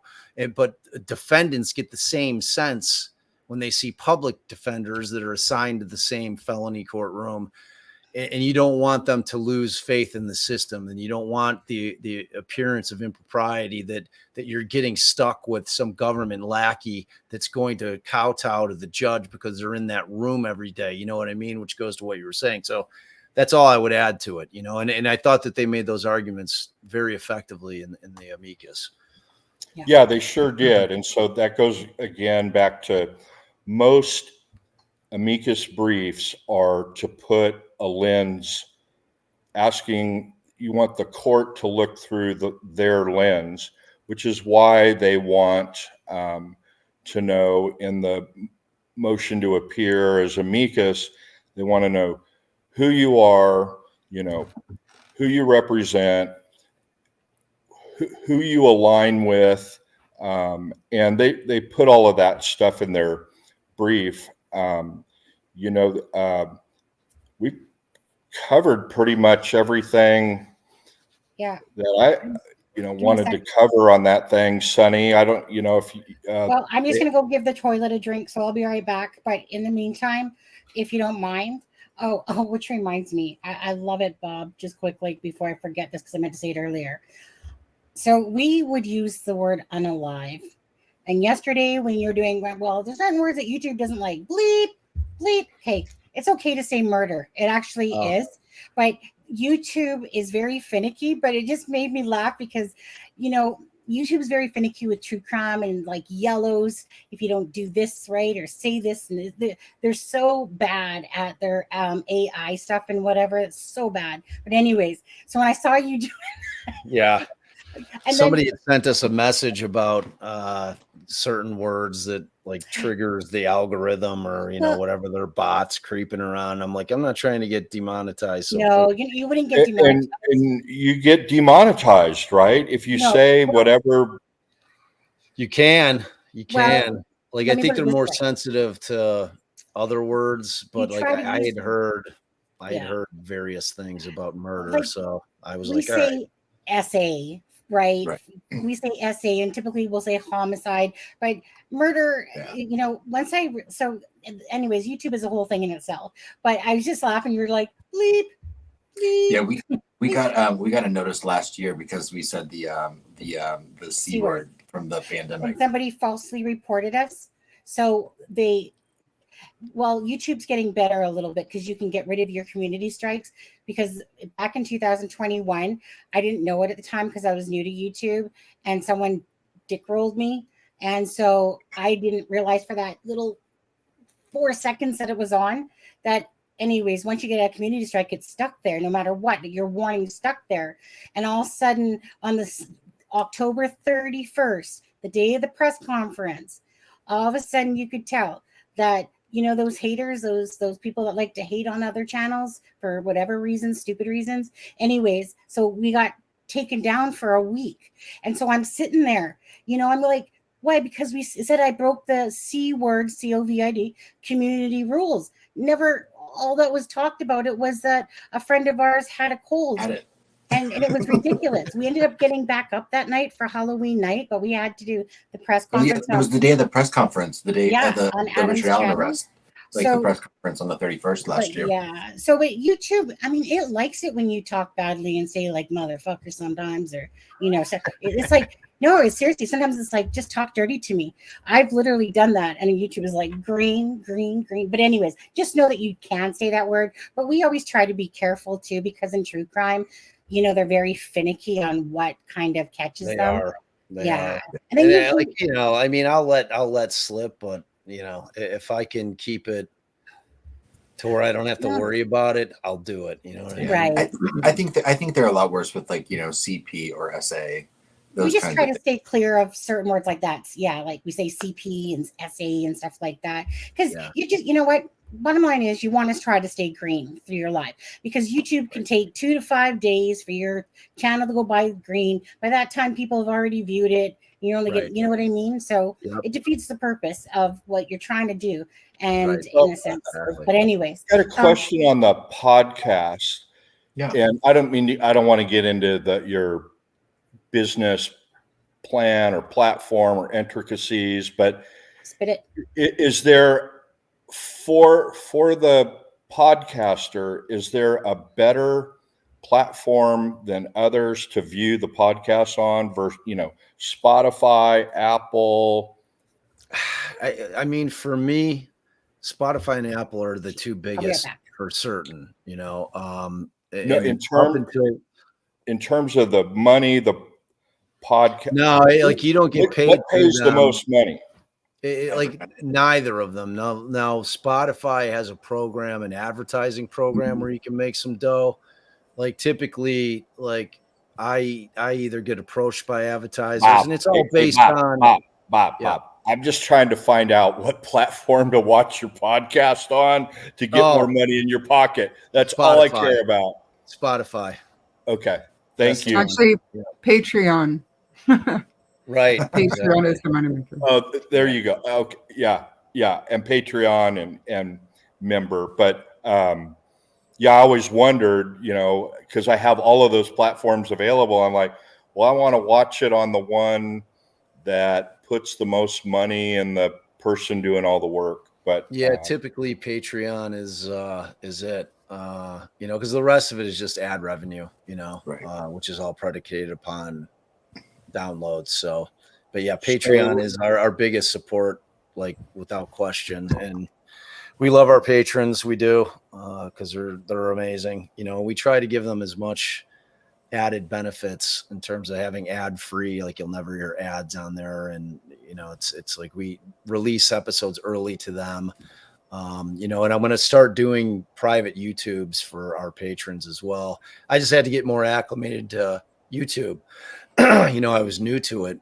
Like, I mean, we really just started in earnest. We had the channel for a year and a half, but we weren't, excuse me, putting any content out there. So, when I started doing lives like about a month ago, at that point I had to learn everything, because I don't really have anybody helping me from the tech side of it. So, and hopefully as we grow, like that'll change. So I want to lead off with my question, then everybody else can ask theirs in chat or wherever, Sonny, but I'm going to take the opportunity to get mine in real quick. Can you share, or can you say, this thing very early on looked like to me that whether it was a formal Indiana Defense Bar strike force or a more loosely organized group of attorneys were put together to come in. Can you share, is there a strike force, or did, somebody help put together a group of lawyers to handle the issues that they knew would be coming up? I think that Kara will probably be able to answer that better. But I think that there were people that were concerned, in that state from the defense bar that saw what was going on, to the point where, like, if I were in the defense bar in Indiana, I would have 100% joined in. I mean, like, it was that upsetting to me what was going on. And I was sitting in the courtroom watching it develop, and then I'm hearing what the narrative is from the other side of it. And it's just inaccurate. You know what I mean? So it's like, I was hearing just the noise from both sides, but at the same time, I'm sitting there in the court watching all of it develop. And I think that ultimately, I have a feeling that Brad and both Andy started reaching out to people, and I think that they had some ready, willing, and able people they're willing to jump into the fight. But I mean, that's certainly, I'm going to be asking Kara how, because I'm sure she called Mark up and said, I need help on this, because like Maggie Smith, who was really the one who authored the first petition, and Kara and I think Jesse was the other attorney, Jesse Taylor, I think. They jumped in and added assistance, but I think Maggie was the brains behind that one, because she's evidently the rule queen in terms of everything that's going on in Indiana in terms of the code. So like, she knew it, you know what I mean? So yeah, did you hear my nickname for her? I was gonna say, tell me the nickname. So it's so when that first came in, and it had the 3 lawyers listed out, and she was at top. Right. And I said, these are 3 very solid attorneys. Before anybody gets into, who are these people? And then I explained what she does, and that her subspecialty is the Court Record Act. And I said, so if you want to know about her, she is the princess of fucking darkness about that act. So now I refer to her as PFD, but I love it. Just incredible. I love it. Yeah, she crushed it. I mean, to me, absolutely, that petition's a slam dunk. I mean, she couldn't have laid it out any more clearly. It is. Yeah, the is. Second one, I've tried to explain in layman's terms. You only get a writ of mandamus or prohibition, depending on which way you phrase what you're asking the court to order a lower court to do or not do. It has to be clear cut. It's got to be, an absolute requirement that they do something that they're not doing. Obviously, they would have preferred to get permission to appeal, and they talked about that a little bit in the brief supporting the writ, that there was no way to do that. given the circumstances, the judge was yanking pleadings, ordered them unfiled. How on earth are we going to get, her to certify that this is appealable? So they had no interlocutory appeal, where you have a lot more flexibility. And so it's just really, really difficult. The court may just dump it, say it's not appropriate for mandamus. However, we're not reaching the merits, and all of these things are live. I'm really glad to see this amicus, because even though what they're asking for isn't really, that I saw, technically, strong on mandamus, in other words, going to the Indiana public defender for alternatives, clearly would have been a good idea. But was the judge required to do that? Maybe not the strongest, but it sure puts the court in a position where they're going to see the overarching possible effects, like a pebble in a pond. This thing's reverberating clearly all over the state. And so I'm hopeful that they come up with at least some sort of guidance going forward. And of course, I hope they get back on, but it's procedurally, it's difficult to get a mandamus, but we'll see, right? Yep. Yeah. It's an uphill battle for certain. Give me a second. Hey, and anytime anyone needs to have a breakaway, you know what to do. Now, Charmaine, thank you. So Fibro gifted a membership. Hike, like I said, you can't pick and choose who the memberships go to, but Charmaine. Oh, here, we'll let that one play out. So Charmaine gifted 5 memberships. So just quickly, Phil Bond, Ray Jones, Jay Turner, Sorry Hike, Brooke Walker, and Ruth were gifted memberships by Charmaine. I saw someone doing that in your chat the other night there, Bob. It's so nice when people do that, because it's like, it gives, not only helps the channel out, but I love the fact that it's like paying it forward, you guys. Totally. As a matter of fact, Charmaine is one of the biggest people that does. Charmaine's constantly gifting out 5 memberships on it. Like, she does it like 2 or 3 times per live, which I adore her. Charmaine's awesome. I know she's amazing. She's like amazing. Yeah. I'm a huge Charmaine, fan you of know where hers. I said to save the millions for our island? What? You know what? No, I'm still trying to buy my husband. Just keep going. Charmaine, Keep it moving. You have. Thank you so much for doing that. Now you have a question that I know you wanted to put. Well, it's not just one question. When I found out you were coming on, Bob, I was thrilled, but I was really hoping that you'd get on your soapbox and clear some of this stuff up, especially for the lurkers that I know that are out there, and they're normally super loud with their opinions, and they just won't listen to the other side. They don't want to hear anything other than what they believe. And then they peddle that information, even if they have big platforms, and people believe them because they have big platforms. So you've got a very popular platform right now. So my questions that I formulated were to get you to talk about these things. Not that because I watch your lives, I'm there every day, but so I know the answers to what I'm going to ask you, but it's just to kind of open that line of conversation up a little bit. And I don't know which one to start with because there's so many of them, but I think I'm going to go with the October 19th hearing. Can you talk about that in-chambers meeting? Number one, are the emails not good enough notice? Clearly, they were aware something was going down with Baldwin hiring a lawyer, Richard's letter, all of that.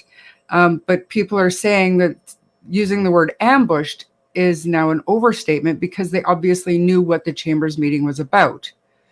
And then further that, is there a valid reason for the judge to not be releasing that transcript? or give access to the recording?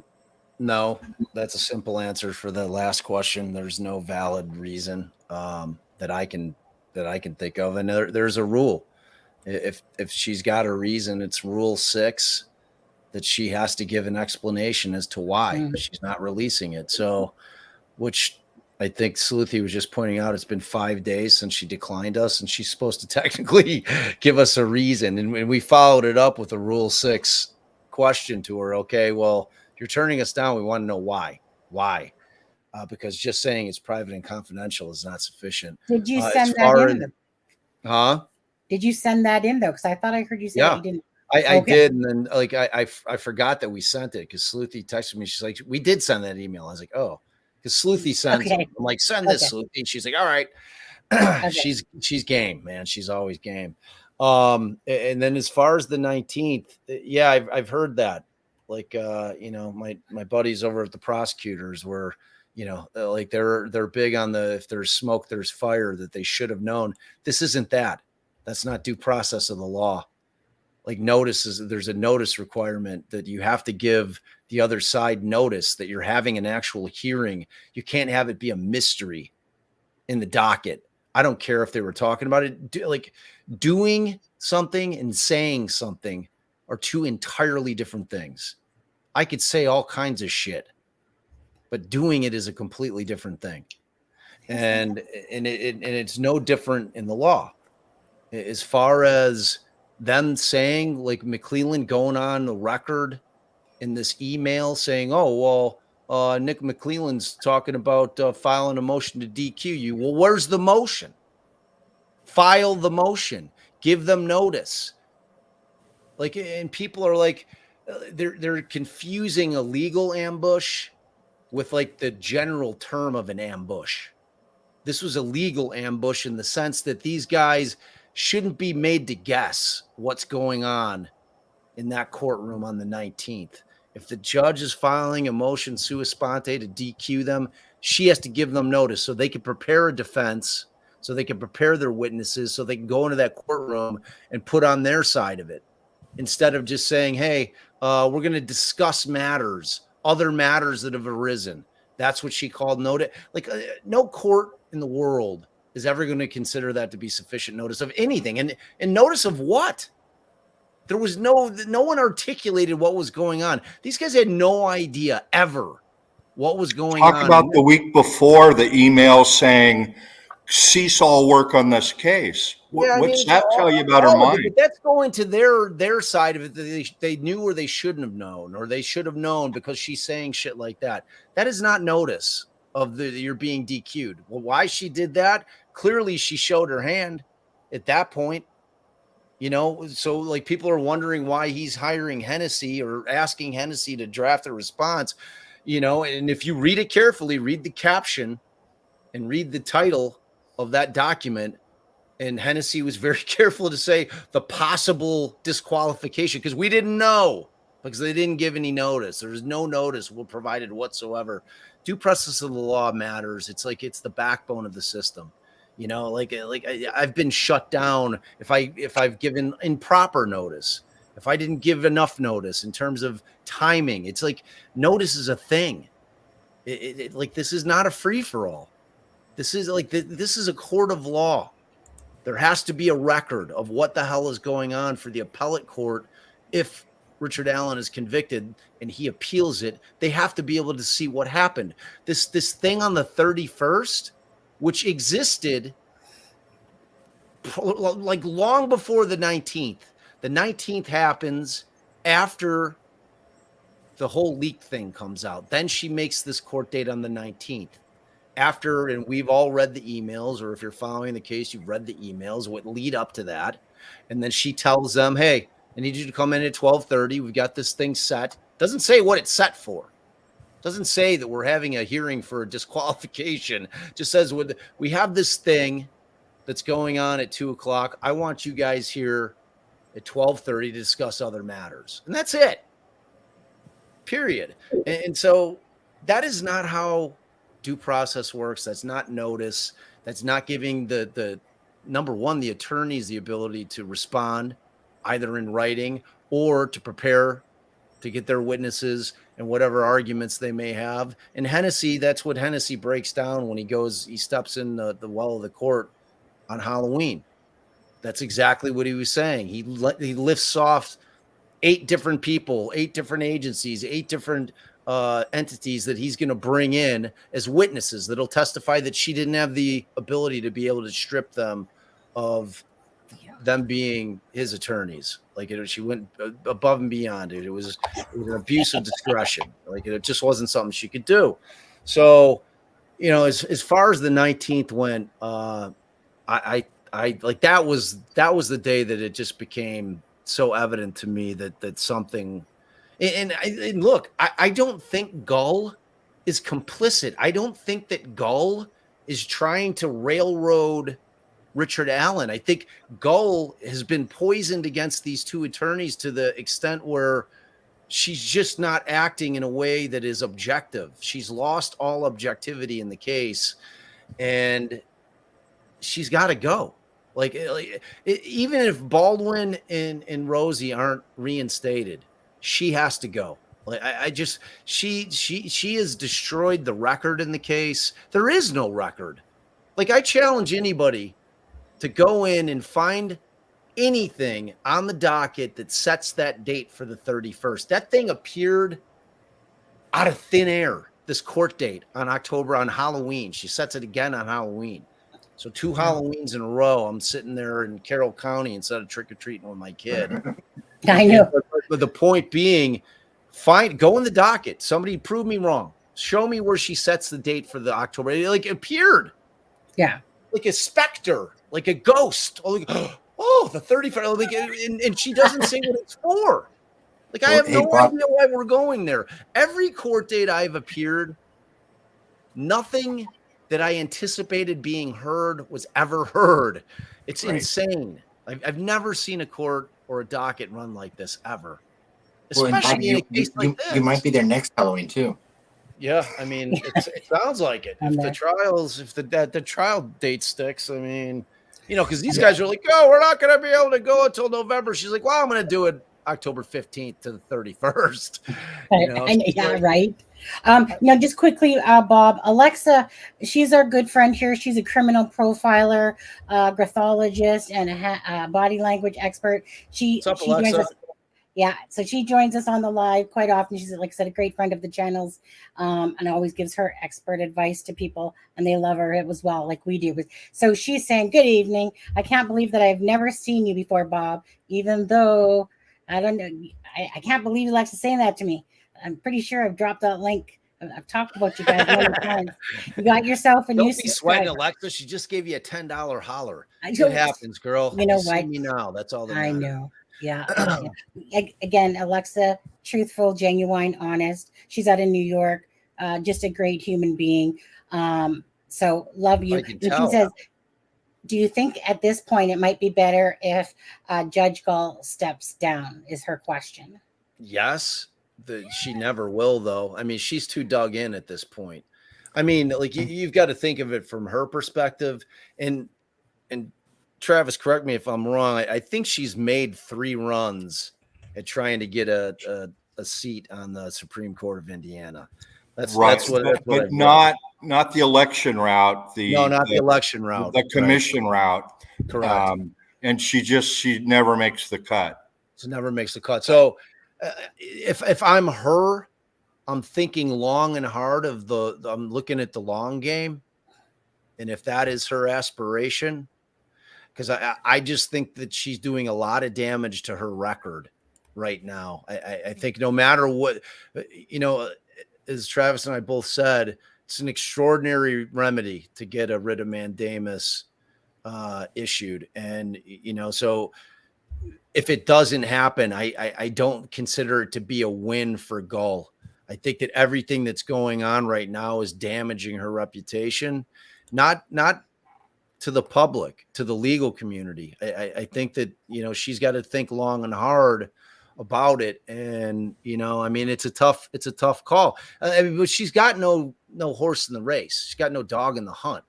At this point, if I'm her, I'm seriously considering recusing myself for the health of the case, saying, look, this thing has gotten so far off the rails, best case scenario for her is they deny both writs, which isn't going to happen. They're going to grant the first one for sure in some extent.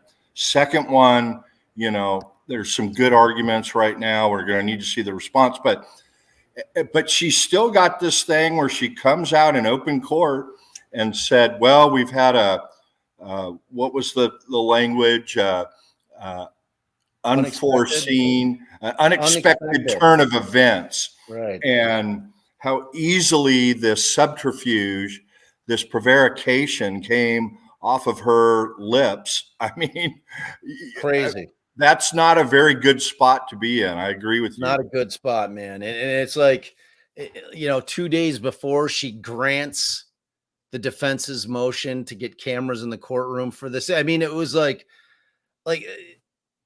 that's like, I don't know where you went. You dropped off, like maybe you had to go to the restroom or something. But like when I was like, somebody was talking about the ambush. There's the general definition of ambush, and then there's a legal ambush where like it's not a matter of them, that where there's smoke, there's fire. That's not how it works in the law. Like they went in there not knowing exactly. Of course, they had an idea. We know that because they had Baldwin had Hennessy draft that memo up. So they clearly had an understanding that this was a possibility. That doesn't make it right. That doesn't excuse notice and due process, because they're not idiots. They could see the writing on the wall that this woman was playing on tilt, and she's looking to DQ him. Like you said, when she's saying cease work on the case, you and I are like, all right, is she trying to DQ us immediately? Like, like we're like that. Those are the conversations everyone in both of their offices and Rosie and Baldwin are having it with each other. As soon as they see that language, we're like, what? So they know, but then they still don't know, because she doesn't give them notice and doesn't give them the ability to be able to prepare in terms of going forward with the hearing. So yeah. Following up on Those Charmaine's, are both awesome questions, by the way. yeah. Following up on Charmaine's line of questions. So this motion to DQ that got, filed should have triggered an immediate arrest of the proceedings by that judge. Right. A different judge is brought in. So, but that got yanked because she filed the post-dated order that she said superseded and ordered the clerk to remove the documents. But anywho, so didn't just strike them. Removed them completely from the docket as if they didn't exist in the world. Right. I'd so never her seen assuming her, her choice for the two new appointed counsel remain, I think there's a unique ethical situation here. So I tried to explain to them that there's 4 things a defense lawyer has to get permission from his client. You have to fully advise the client, and the client has the ultimate decision on whether to do those 4 things, one of which is whether they're going to testify or not. And so the other things, you can get client input on, probably should, but you don't have to, like whether you're going to grant a stipulated continuance to the other side, for example. You don't have to contact your client to agree to that. But in this case, I think these 2 new lawyers have to go to Mr. Allen, Rick, I'll call him from this point forward. I think they have to go to Rick and say, look, your previous counsel filed a motion to disqualify. We've reviewed it. Our advice is, stick with it or don't. I think to cover your ass, you have to talk to the client about it. And I think the client does get to decide, no, I want you to refile the motion to DQ. And then you would send a letter saying, we advised not to do this, but you've indicated you want to go forward, and we're going to do it. But what are your thoughts about what these 2 new attorneys have to do ethically on like the motion to disqualify? Well, I mean, I think they first and foremost have to discuss it with their client. You know what I mean? And the problem is that Labredo, I'm telling you, he's our lackey. I have it on good authority. I know it. I've seen, like, somebody sent me. I have the PI who tailed him for over a month when he was Caught him the sitting head of at, the caught public it, found his car outside the bar. Yeah, I mean, but it went on for a month. He's going to the Y every day working. So he'll go to his morning call, and then he'll go to the Y for 3 hours, and then he'll go to the bar for 3 hours every day. Just Right. like every day. So like that's what he ends up getting. Like that was the impetus of the suspension. And I just have it on good authority. So I've got people, I got diggers, that are digging for me all the time. Yeah. And I had somebody send me the information in terms of since 2021, how many felonies he's tried, how many felony murders he's tried, and how many of them have been in front of Gull. And it's a lot. It's a lot. I mean, it's like the potential. I mean, the impropriety, just the appearance of it is so thick with that guy. Scremin, not so much. Thank you, Billy. Scremin, I like, but here's the thing, and it was very telling, and it was a very nuanced thing that when she came into the courtroom on the 31st, you have Baldwin and Rosie sitting up at counsel's table, and you have these two guys sitting back behind counsel's table, and they had brought their private investigator. It was a female private investigator. Right. And so Gull comes out. She acknowledges the state. Luttrell had signed on, entered his appearance on behalf of the state as well to help McClelland. I think they saw the writing on the wall. He needed some help. McClelland's in over his skis on this. I don't give a shit what anybody tells me. That guy, I could see it in his eyes. He sits there like a stone golem, like every court date, like this, like just sitting at his counsel table. And there's nothing that's happened. After the 19th hearing, when she says, "I want to keep that 31st hearing, Mr. Prosecutor," what prosecutor do you know would have just sat there and said, "That'll be fine, Your Honor," and that's it after what had just happened? I mean, yeah, way over his head. Yeah, dude, it's like, so like Hennessy was giving me the down low on Luttrell, and he's like, he's a straight shooter, he's a guy that he's above board, like he thought he was a good ad for the prosecution in terms of trying to move this thing along in a cogent fashion.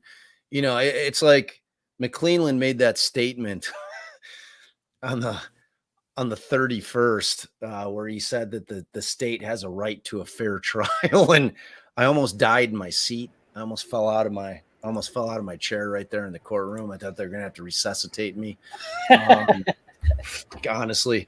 But yeah, I just which amendment is that again? I need to look that up. Yeah, I don't know. It must be a new one. We gotta dig, dude. I expect you to find that for me. I'm sure you will. Sorry, I gotta have a bite. No, you go ahead. Can Adam, who this has been waiting, and there's, if you don't mind, 100%, totally. Hey, by the Shoot. way, Bob. Can you guys hear me? I'm here. Yeah, I can hear you. Just a quick question for you. I don't want to keep anyone past their time. How much more time do you have? I'm good. People have been waiting. Ask away. That's okay, so Adam, who just has a couple questions. Manja. Oh, yeah. I mean, Allie brought me up some meatballs. Nice. So, who just asked, why do you think the state only charged Rick with felony murder, aggravated kidnapping, and no other charges as a backup charge? Because they didn't have the evidence for first-degree murder, period. I mean, like, as soon as you see that as an attorney, that they've got problems with the strength of the case at that juncture. That's why, because felony murder, they felt that they had a stronger case. I mean, because essentially you just have to show that he's in the commission of another felony and that the girls ended up dead. So that's the difference. So, and it is a defense attorney. Every time I see that, I'm like, oh, they don't have a strong first degree on him, because they didn't have that. Like they had the bridge guy thing, they had the sound, and then they had Rick not volunteering that he was there. He volunteered that he was there. I mean, like everything about the evidence in it stinks. It just does. Like if I'm getting that, I don't know how Travis would have viewed it if that landed on his desk. I'd be thinking, man, this case is for shit. like in honesty, I'm like, look, I know the investigation's going to obviously hit full speed once the arrest is made because they have more access to the defendant at that point than they ever did prior to. I mean, they got into the house before the arrest. That's when they find the gun in the clothes, and they add that at the bottom of the PCA, with the subjective opinion of this state trooper who is allegedly their forensic and ballistic and tool marking expert on unspent casings. But I'm looking at it and I'm like, it's weak, but they have a stronger case as to, okay, well, Alan admitted he was there. We've got these 4 girls, even though we've changed what they've said in order to get the warrant in terms of, because they all gave a different description of the person, these 4 girls, which is consistent with eyewitnesses, especially young girls. Like they're seeing a guy and they're like, who's that old creep? That's what like teenage girls, that guy looks like 1,000 years old. Like I'm invisible to 17, 18-year-old girls. Like, oh, there here's an old creep. You know what I mean? So like, and they're walking across a trestle. It's like have you guys ever been on a trestle, which is like train tracks that go over a body of water, a river? Yeah. That the ties are far apart. Like you're not zoning in on somebody. Like in terms of like, they didn't know that there was something. I'm talking about these 4 witnesses, that there was something nefarious about to happen. So like they're giving a glance at this guy. Gotcha. And then, it's a different thing when you're talking about eyewitnesses. It's a whole different concept. If you know that something's going on and you're training your mind to remember as much as possible. Right. And then trying to recollect it. It's an entirely different thing when you have no idea that you're going to ever need to remember this person that you saw for a moment. And then it's going to be the basis of a massive double homicide case, So, and that's evident just in terms of what you see in the PCA. They all gave different descriptions of the guy. Yeah, I know. Yeah. And so like, as far as I'm concerned, in their eyes, they had a stronger case for the felony murder because at least they thought that they could prove the kidnapping, maybe, because he put himself there. And, even though they find this casing, even though we know that the girls weren't shot, which goes to, I mean, Barbara McDonald told me flat out that, they let her listen to the recordings, which they released more, the information when the PCA dropped that either Abby or Libby said gun. And Barbara told me unequivocally, she's like, I listened to that like 50 times and I just didn't hear the word gun, which is very telling, because that became a huge part of their narrative. That became the part that made it feasible in my mind for one person to have done this, to control 2 teenage girls. And Libby struck me as a girl who's not taking shit from anybody ever. Like she just seemed like a kid who could handle her shit.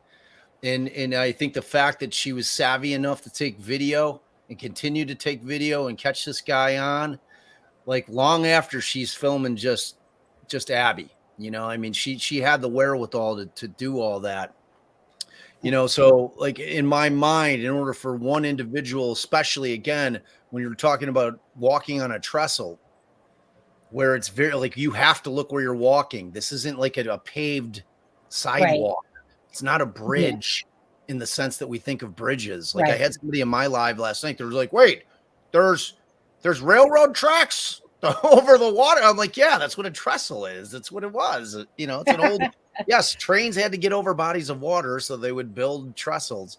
So, as far as that goes, like in my mind, I always assumed that there had to have been some type of weapon that would be able to control the girls. And the most obvious Absolutely. situation would be a gun, that he pulls a gun out and trains it on the girls and says, down the hill, girls, and then so that so when they have that little thing, that teeny little thing that probably most people don't even think about, where they say that you can hear one of the girls say gun, that became a huge piece of their narrative. You understand? And if you pull that out, it makes, well, why is the bullet relevant at all?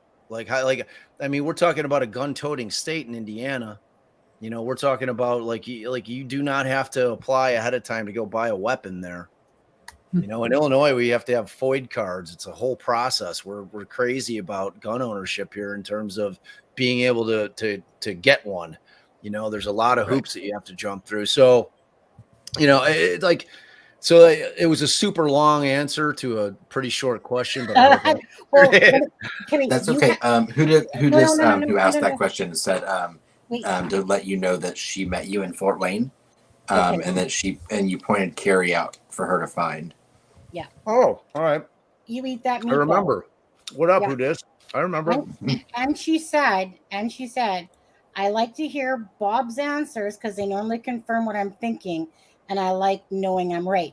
See, we all like knowing our right, I mean, that's a good way to be. And Sleuthy remind me of people that would totally get along. When I seen Sleuthy's remark about her dark soul, or if my soul wasn't dark, I think she said something like, I almost shed a tear if I didn't have a dark soul or something like that. And I'm like, that's who dis in our chat. She's been around since the beginning as well. She lives, amongst Indiana in there, that area. And when I hear who just say this, what I really see her say is that she has doubt that she's right, and so she needs that confirmation. So thank you for giving her that. Wait, that's quite an admission. Who just had one more, and then Charmaine had one. So let's go to those, and then Adam, you probably got one yourself, and then. Well, I was gonna let me ask because I have the screen paused on this really quick. So let me ask Sees Through really quick. Okay. Sees Through asked, what did they mean by third-party guilt strategy? Well, alternate suspects, like that whole thing that like where they name 5 alternate suspects in the memo. Mm-hmm. That's third-party guilt. So that's their strategy. Or as Travis calls it, some other guy. Right, some other guy did it. Some other dude did it. That's SODI, some other guy. Yep. 2 Ds. Some other dude did it. Some other dude did it. Now, who just had another question? Am I correct? Yes. Hudis' second question was, shouldn't the gag order list specifically who is under the order? Oh, that's like a good instead question. of saying family, say their actual names in it, and serve them the gag order so they know they are under it. Like what? Hudis, a little punctuation would have been better in that. So I would have. Yeah, I mean it should, and I don't think that the court has any jurisdiction to gag the family at all. Right. Frankly. So okay. Like in Idaho, they fought that, right? Yeah. Well, it's like, who does the court think they fucking are, telling people that they can't talk about their children that were murdered? It's like, that's seriously. I agree with you on that one. Well, it's like they don't have. It's not their jurisdiction to dictate to citizens what they can and can't say about a crime that has befallen their families. Period. Yeah. That's my opinion on it. Agree or disagree? I think you're absolutely right on that, Bob. I was surprised I read that in the. Well, there's not an order. It's a minute thing that the clerk typed out. One of the dreaded minute orders. Yeah. That hadn't been served on anybody apparently, but the protective order is in writing, and I was really surprised to see that in a gag order. I've never seen families be listed as part of a gag order. It's just the attorneys and the law enforcement, right? And very interesting. Not a politically expedient thing to do if you're trying to get on the Supreme Court, but oh well. Charmaine, Charmaine, I want to get your question in, and I think it's geared towards Bob. And Bob, after this question, if you need to take a few minutes just to finish off your dinner. No, I'm properly, good. I mean, do y'all mind me eating meatballs in your ears? I you know what? mean, If if you've you're never good with it, seen- I'm good with it. I'm not shy, you know. No, JLR, he took that whole food thing away from us. He eats on his lives all the time. And at first I thought, who does that? And then I'm like, well, it's a first for me, but I'm starving my ass off because I haven't you know eaten what? dinner. So y'all are gonna have to Honestly, deal with it. And I want to stay right on. off of Court TV. And it's only true. because you grow up in an era where you're like Mabel, strong and able, get your elbow. But now it's like no one can tell I me. mean, y'all what to are lucky do. I'm not eating a giant bowl like a Jethro bowl of cereal, like crunching in your ears and shit. So I mean, at least it's meatballs. They're soft. You can't really hear me crunching. So no, maybe a little slurping, but sorry about that. I have to say this. At work, there was this guy when I was working in optical, and he would slurp, literally slurp. Worst. Like I'm sitting there, you're sitting there, and all you're hearing is. That's and the I'm worst. just like, are you kidding me? But like, Is that the ice in the metal cups? Oh yeah. But anyways, you go ahead and eat. Don't care. And Charmaine, what's your question that you had again? Oh, Bring well. it, woman. Bring it. What you got? Well, I mean, I had so many questions about like Mitch and the memo and the PCA and all that stuff. Save those for when I come on your show, and then you can ask me all the damn questions you want. How about that? Okay. All right. And so we'll do it soon. I'll make time for you. Awesome. So my one question that I want to kind of end my session with is I want your opinion on if you think there's any way to repair the damage that's already been done here. Like fast forward to verdict, Rick is found guilty. Do you think all of this is going to play into an overturned verdict or a new trial? And please talk to the people about why this is an important constitutional issue that every person needs to get behind, that it's much bigger than just Rick Allen at this point. Well, everything I'm ever talking about in terms of this case with respect to constitutional rights, it affects all of us always. It's like I could not pound people over the head with that concept more than I do.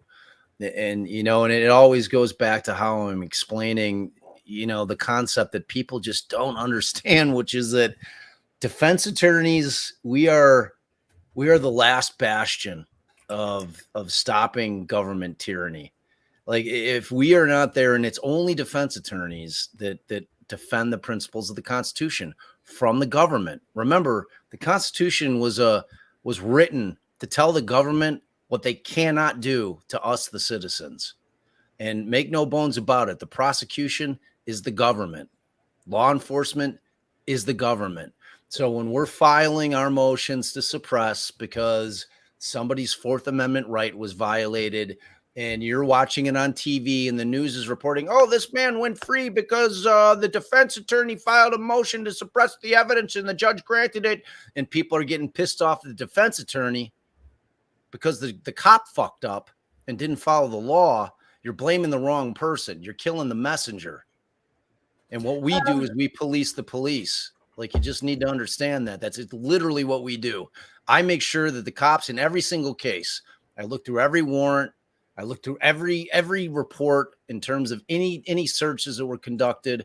I look at every single thing that they did to make sure that they didn't violate any constitutional rights. Because if we don't do that, you know what happens? What do you think happens if we don't file motions to suppress and the cops get away with violating constitutional rights? You think they'll continue to do it? No, never. I'm asking you, any of the, aside from Travis, I know he knows the answer. Absolutely. That'll just become the way it is. And honestly, nobody will be safe in their own homes. That's right. Honestly. I mean, that's it. Like it's an incredibly slippery slope. If we're not filing, so when you point the finger for a suppression motion, which a lot of people out there call a technicality, it's not a technicality, it's the Constitution. You can't get any more like in stone than that. It's the backbone of our society. Without that thing, we're running around like a bunch of lunatics. I mean, we need the Constitution. It's the entire structure of our country was built upon that document, which is brilliant. It's a brilliant document. It's a living document. Yes, it's hard as hell to change, but and then there's arguments about how it should apply, whether or not you've got a strict constructionalist, meaning that, like the founders, when they drafted it, who obviously back then could not have envisioned that we're going to be living in a society like this, so they did the best that they could to have as much foresight as they could and to leave it as broad as possible for whatever may come in the future. But, they still were limited in what they could foresee. So you got a strict constructionalist, like Supreme Court justice will say, okay, well, I'm going at what the founders' intent was, as if they could really know what the founders' intent were. So they're just going by the words of the document itself. So, but that's one of the battle, but that's the beautiful thing. That's why lawyers exist. Lawyers exist because we interpret the law differently. And that's what when laws are written, it's done by, those today's election day. I hope you all went out and voted. I hope you actually took an interest in who was running, because those legislators that you're voting into the House and the Senate are the ones that are writing the laws for you. They matter more than most elections. Me and Charmaine voted today. 100%. And when those things get written and it's a House bill and it passes through the Senate and then it goes up to the governor in terms of the state, then it becomes a law. And then that law is enacted, and then it starts to be applied. And then you have, if it's a criminal statute, you've got the prosecutor saying, okay, well, we think that this crime was committed. And then you've got a defense attorney saying, okay, number one, I think it's unconstitutional if they think it is, or two, that they've misapplied that statute. So that's where the battle begins, because writing the law is one thing, but seeing how it actually applies to us in practice is what matters. And that's what lawyers do. And then after your elections, where you have 20%, maybe a 30% turnout, they determine typically who the sheriff might be. Yep. People need to understand how much power a sheriff and a DA have in the U.S. And if you don't vote, 16% potentially of your county determine who's going to be the prosecutor and who's going to be the leading official. Can't add anything to what Bob said. Charmaine asked the best questions, as always. But there's a corresponding thing to the right to counsel, and that's trials are public, including pretrial proceedings, thank God you got to that question, because I completely forgot that was part of it. but when I start going on one of my diatribes, dude, it's a free-for-all. Yeah. So, you need all of those things. You need good, solid, vigorous, zealous advocacy on behalf of the defendant. You need public media access to pretrial proceedings and the trial. You have to have those things. There's a reason why there's a constitutional right to a public hearing and a public trial. Can I add that? I'm sorry, Travis. No. Otherwise, it's Star Chamber, and if you don't know what that is, you need to look it up. At the same time, look up what Fourth Estate is in England. In England, when you go on a tour like the Old Bailey, which is a courthouse in London, there is an area, unlike in the U.S., that's labeled Fourth Estate. It's for the media. It's for newspapers that go back hundreds of years. There was a spot for them to observe the trials of the King's Bench, judges appointed by the King or the Queen, till they got juries. But there's a reason why a reasonable amount of stuff needs to be happening in the public, and that versus someone coming out and saying, well, we've had an unexpected turn of events, and you just can't have it. But you got to have both, Charmaine. You guys, I'm gonna play something for 2 minutes and 37 seconds. So if you need to go grab a drink or whatever, it's the memory video for Abby and Libby. Okay, and then when we come back, Adam, did you have something to ask? Well, I just wanted to add the one thing, one point about the importance of, local elections, and example that that resonates with me recently is if you look at White County in Indiana, there was a victim of Garrett Kurtz named Ray Hanisch, who the family of Ray Hanisch admitted to killing. Garrett Kurtz admitted to killing Ray Hanisch to Open Secrets, which was a YouTube channel. But the prosecutor in White County basically told Ray's family that because of Ray's lifestyle, it was a sex act gone wrong, and he was not going to get justice, and it wasn't worth their time to prosecute. White County elected a new district attorney last year, and the new district attorney immediately filed charges against Garrett Kurtz for his murder. And, he's already in jail for the murder of Nicole Bowen, but he's now going to trial in January for the murder of Ray Hanisch. That never would have happened if the new district attorney had not been elected. Right. I don't know if you know the whole Garrett Kurtz line there, but anyways, that's a whole different ball of wax. That's a great point, Adam.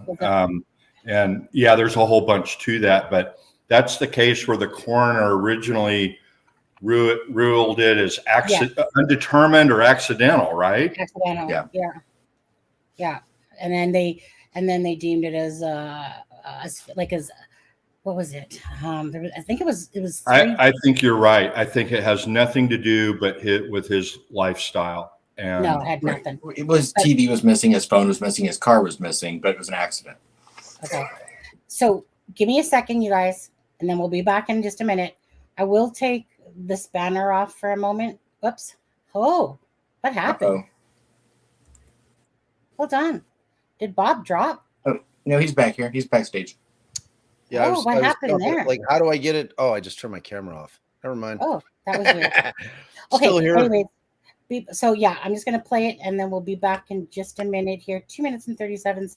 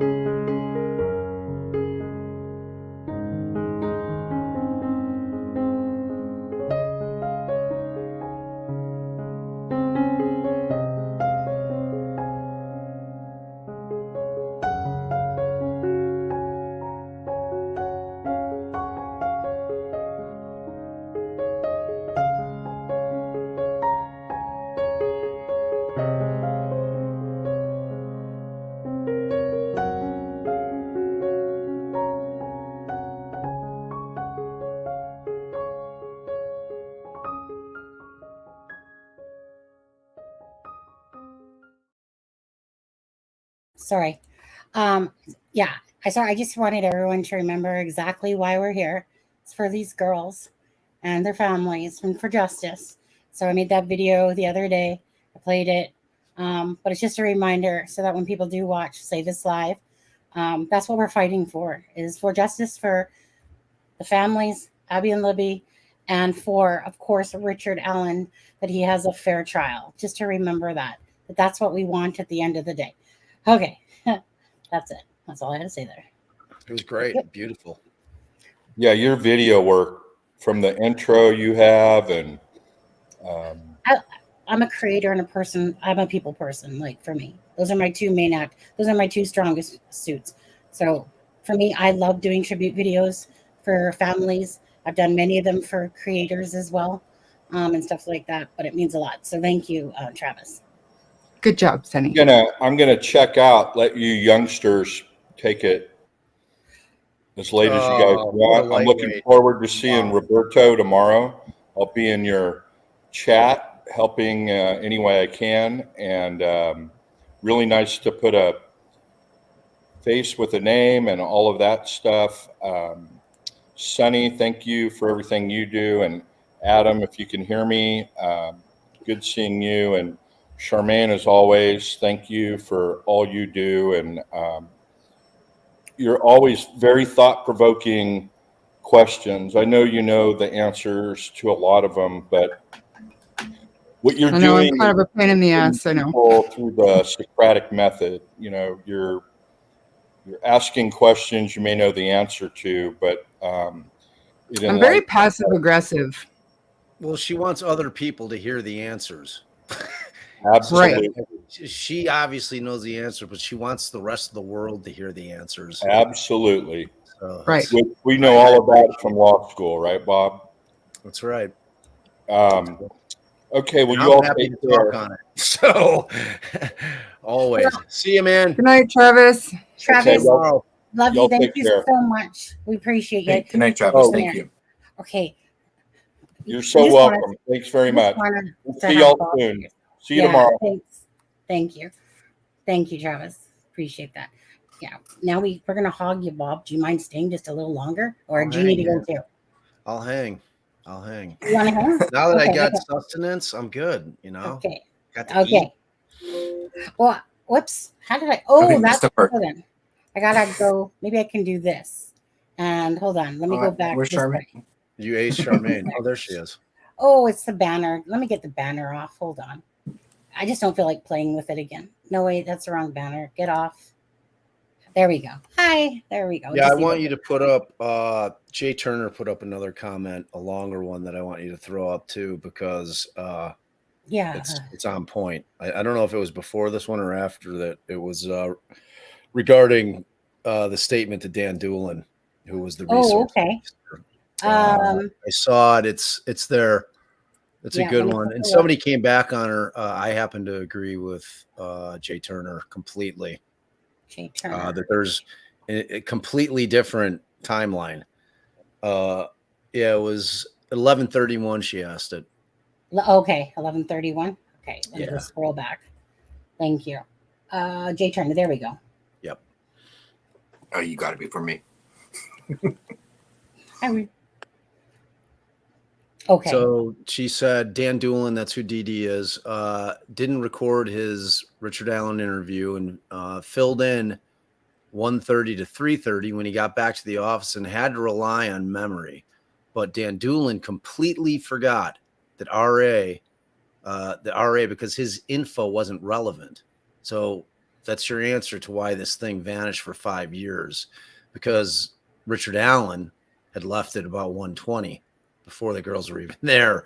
So that narrative obviously changed. That timeline shifted. So when we go from 2017 to now, that timeline changed completely, where it puts him at the tracks at the time that matters, where originally his statement was that he was there from noon until about 1:20, and then somebody pushed back that his phone would have showed, and the defense would have put it in the Franks. So Ivy Rose came back with if our RA really left the trails at 1:30, his phone records would have showed it, and the defense attorneys would have included that in the Franks. And I agree with this response here Which one? Sorry. that Jay Turner gave. There's one that like I don't know if Ivy has I don't know, maybe she's from the area.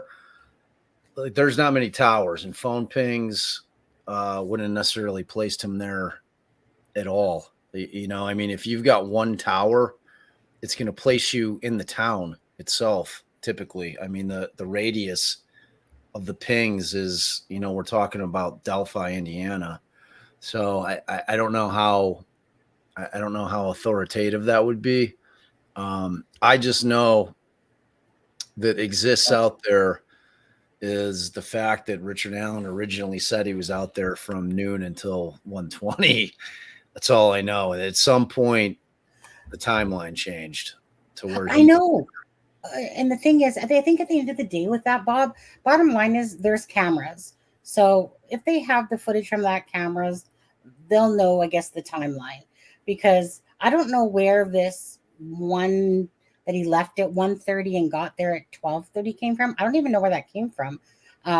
Meaning the only time I knew was the affidavit time with Dan Doolin. Yeah, but that's what we're trying to tell you. Dan Doolin didn't know shit. Like, you know, he like that report got lost for 5 years allegedly. Right. You know what I mean? Now, it's like, because you have to think about the press conference when Dan Doolin's standing there. Yeah. Okay. Now, right. if he had talked to a guy, and we're talking about the press conference when they released the bridge guy video. Yeah. You're telling me Dan Doolin's so thick that he doesn't put together that he just talked to somebody 2 days ago. Yeah. That says he was there at the time the girls went missing, who's wearing the same type of clothes that the bridge guy appears to be wearing. He doesn't put that together.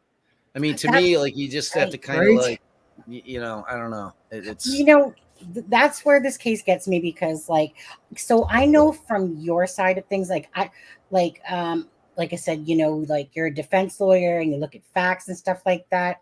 You know, I spend a lot of my time, not so much anymore because I'm just waiting for the process to happen more so, but I spend a lot of my time, you know, like trying to, you know, dig, like unearth some of this truth going on, and your brain becomes such mush because there's been so much. I think I'm just going to say this. I feel like there's been so much negligence, you know, from the LE.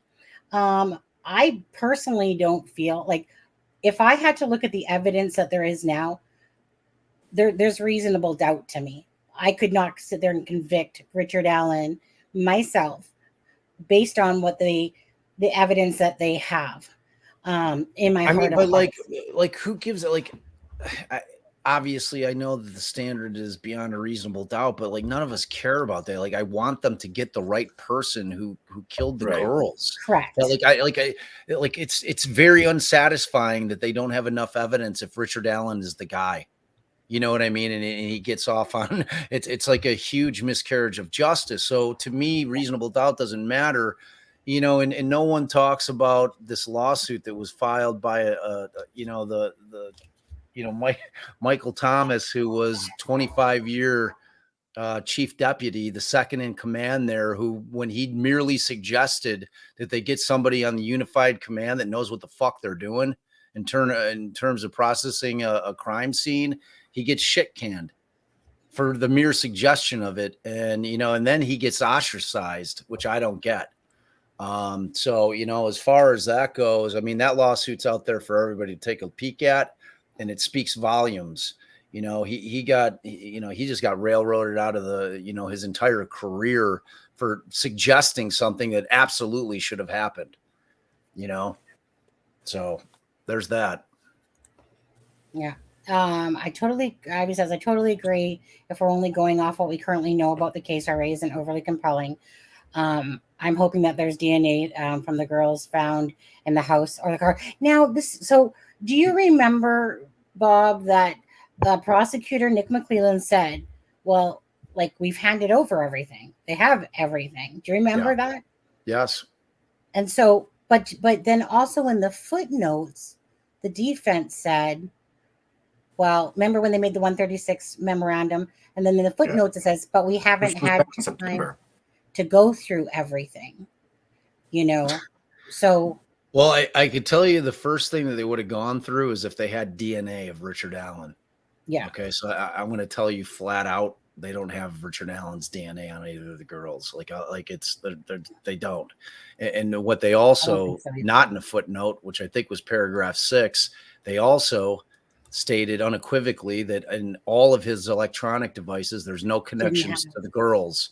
That's pretty big. Because when Yeah. he got arrested, I said it in one of my podcast episodes covering the case. I'm like, okay, well, this thing's paper thin, but I'm not going to panic because now the investigation is going to really start in earnest. Now they're going to get all of his devices. They're going to stick them all on Cellubrite. They're going to do forensic examinations. If there's some way that he drew the girls out there or had them somehow in his purview, it's going to be there and they're going to find it. And that's going to be the connection. And that's how they got, and they've said there's no connection to any of that.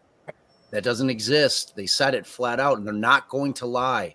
This concept that defense attorneys are going to sit there when they're looking at the state's evidence that was tendered to them in discovery and flat out lie is complete. It's besmirching every defense attorney that exists out there.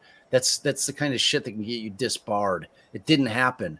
So I can rest assured. I feel very confident in the fact that there is no DNA evidence and there's not going to be any evidence of Richard Allen having any connection to either Libby or Abby on any of his electronic devices. And they just look at the property evidence log from the search. This guy kept every phone he ever had. He's like one of those dudes, like you look through your drawers and you got like 10 old phones, like old Motorola push button. You got your razors, all that shit. He had all of it still. And they went through all of it. I guarantee it. And they didn't find anything. His computers, his tablets, all of his stuff. And they didn't find any connection to that or Odinism. And for people to ignore the fact that Elvis Fields, I don't give a shit what his IQ is. This guy went and told both of his sisters that he was at the scene. And then he tells Murphy, the 3 cops who decided to continue to investigate this, and Click, in the way that the murder sheet like really kind of put out Click's statement after the memo came out, where they broke it up to where he's saying, oh, well, no one in law enforcement thinks it was a ritual sacrifice. Well, yeah, no shit. But that doesn't mean that there weren't runes. You can have it. They're not mutually exclusive, where you've got some people that practice Odinism that aren't actually having a ritualistic sacrifice, but it's still what they practice. And they made runes on top of the girls where it wasn't the intent, because there's very specific reasons for ritual sacrifices. If you look at it, like, the concept of Norse paganism, that's why like everybody that practices was getting all up in arms. They're like, this wasn't a ritual sacrifice. There's that doesn't mean that people that tangentially practice it or find it fascinating and are into it, which all those dudes that they list as alternate suspects in the memo clearly do. Like, we all went on their Facebook pages. No one's telling me that Brad Holder was not into Odinism or Norse paganism or some form of it. Like, it was evident. Like, we cannot deny the fact that the prison guards had Odin patches on their state issued uniforms. That's insane. Like, people just ignoring the fact that Elvis Fields turns back around and tells Murphy, he asks him actually, hey, if by chance I spit on one of the girls, but I have an explanation for it, am I still getting in trouble?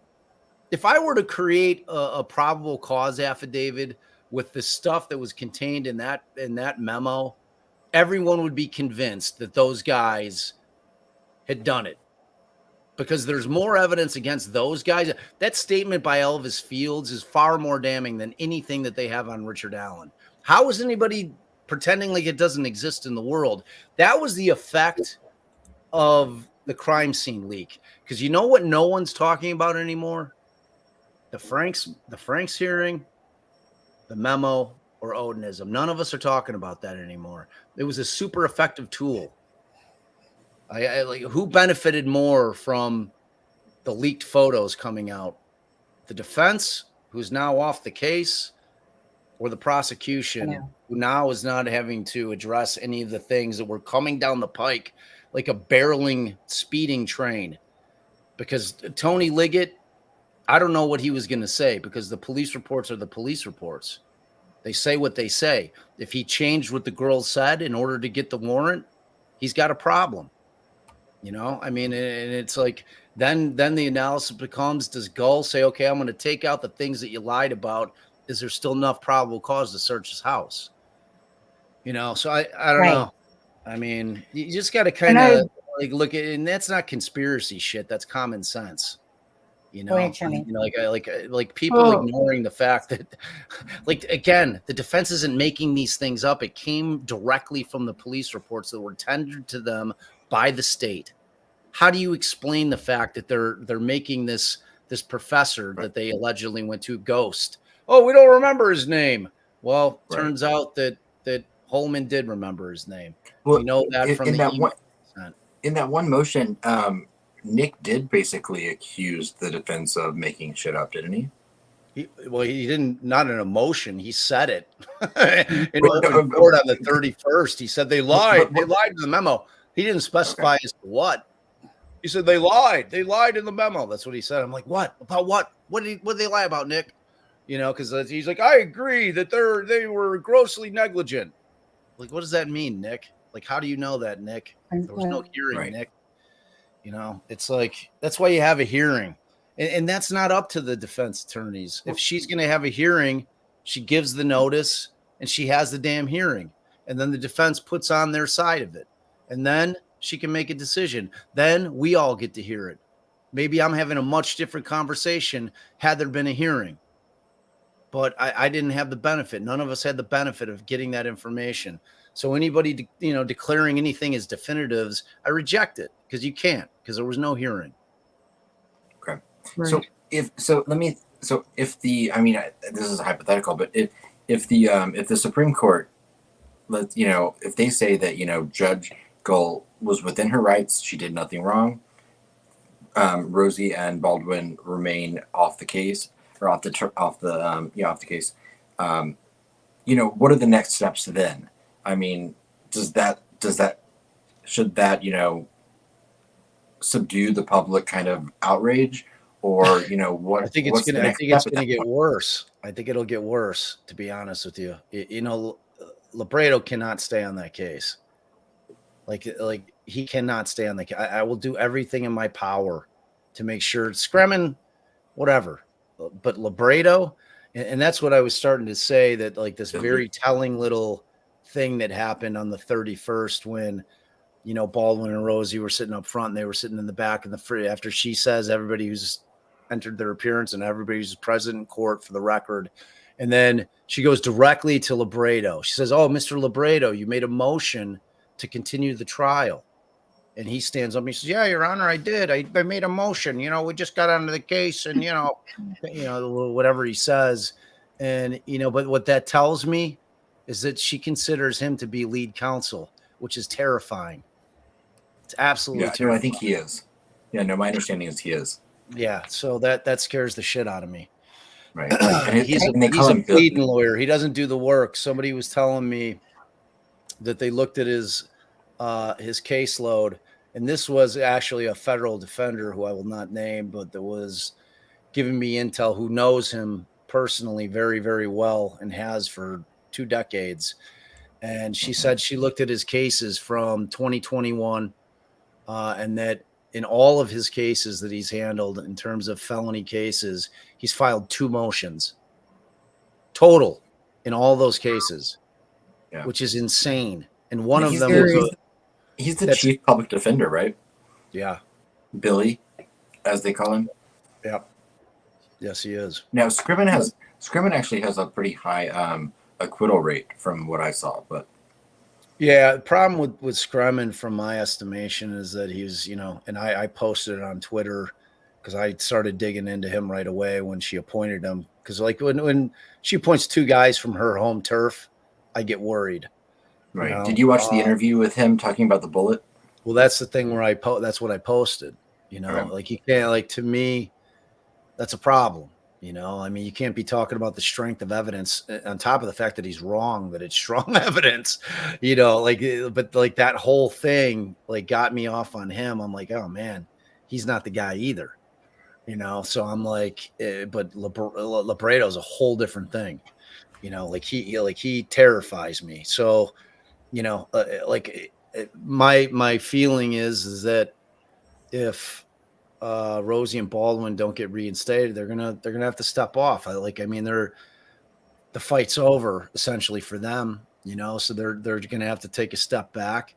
Um, I mean, if that happens, I hope that the best case scenario is if the court is not willing to reinstate them, the high court, that what they do is they say, all right, well, we're not going to reinstate them, but we're not going to allow you, Judge Gull, to appoint your handpicked public defenders.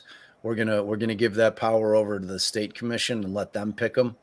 So I hope that he would get 2 new lawyers. Which, I mean, at this point, it's already a year out. The delay is the delay. You know, I mean, the other benefit, which is a strong argument, is that if you put these 2 guys back on, I mean, one of the things they're asking for is they want a trial in 70 days. They're asking for it. So justice is either going to happen if they got the right guy and they've got more evidence to prove it for the girls when it should, because they're willing to go to trial. They're claiming they're ready, or, you know, it's going to get delayed because they're going to stick 2 new guys on who have to prep for the entire thing. So, you know, I mean, to me, you know, it's tough. It's a tough call from the Supreme Court's. I mean, there's a lot of things to factor in. It's not a clear-cut thing. So, you know, we'll see how it plays out. I was just gonna say The speedy trial thing is they didn't file that though. So I mean, let's say they get reinstated. I mean, technically they're under no legal binds to actually file the motion. Well, no, I mean, but they could file it and you could pull it like the day before. You know what I mean? File like, it. Yeah, they did not file it. They said they were going to file it in early November. Right. They made, you know, but they, you know, kind of the same thing that, you know, what's good for the goose is good for the gander, because they clearly told the judge and McClellan that they were filing it. So, but that's the same effect, you know, it goes both ways. You know, it's the same effect to McClellan saying, oh, well, you know, I was going to file a motion to DQ, but he didn't do it. So until it's filed, it's not filed. But, right, you know, the fact of the matter is that they could still file it if they got brought back on, but they can also waive it. You know, they could be a week away from trial and say, well, we're waiving it. Because you know, when they're bringing Luttrell on this late, it should tell you one thing, that McClellan is nowhere near being ready for trial. Nowhere near it. And it's like that, the speedy trial thing is like a huge strategic move, you know, because it puts so much pressure on the state to have their case ready. And it's like, the problem is that we have all these things that are pending that never were heard. You know, we've got the ballistics, the motion in limine about the bullet that's filed and out there. Like Brett and Alice on the murder sheet today were like, there's no motions filed. I'm like, what are you talking about? Yeah, there are. Got the motion to eliminate for the bullet.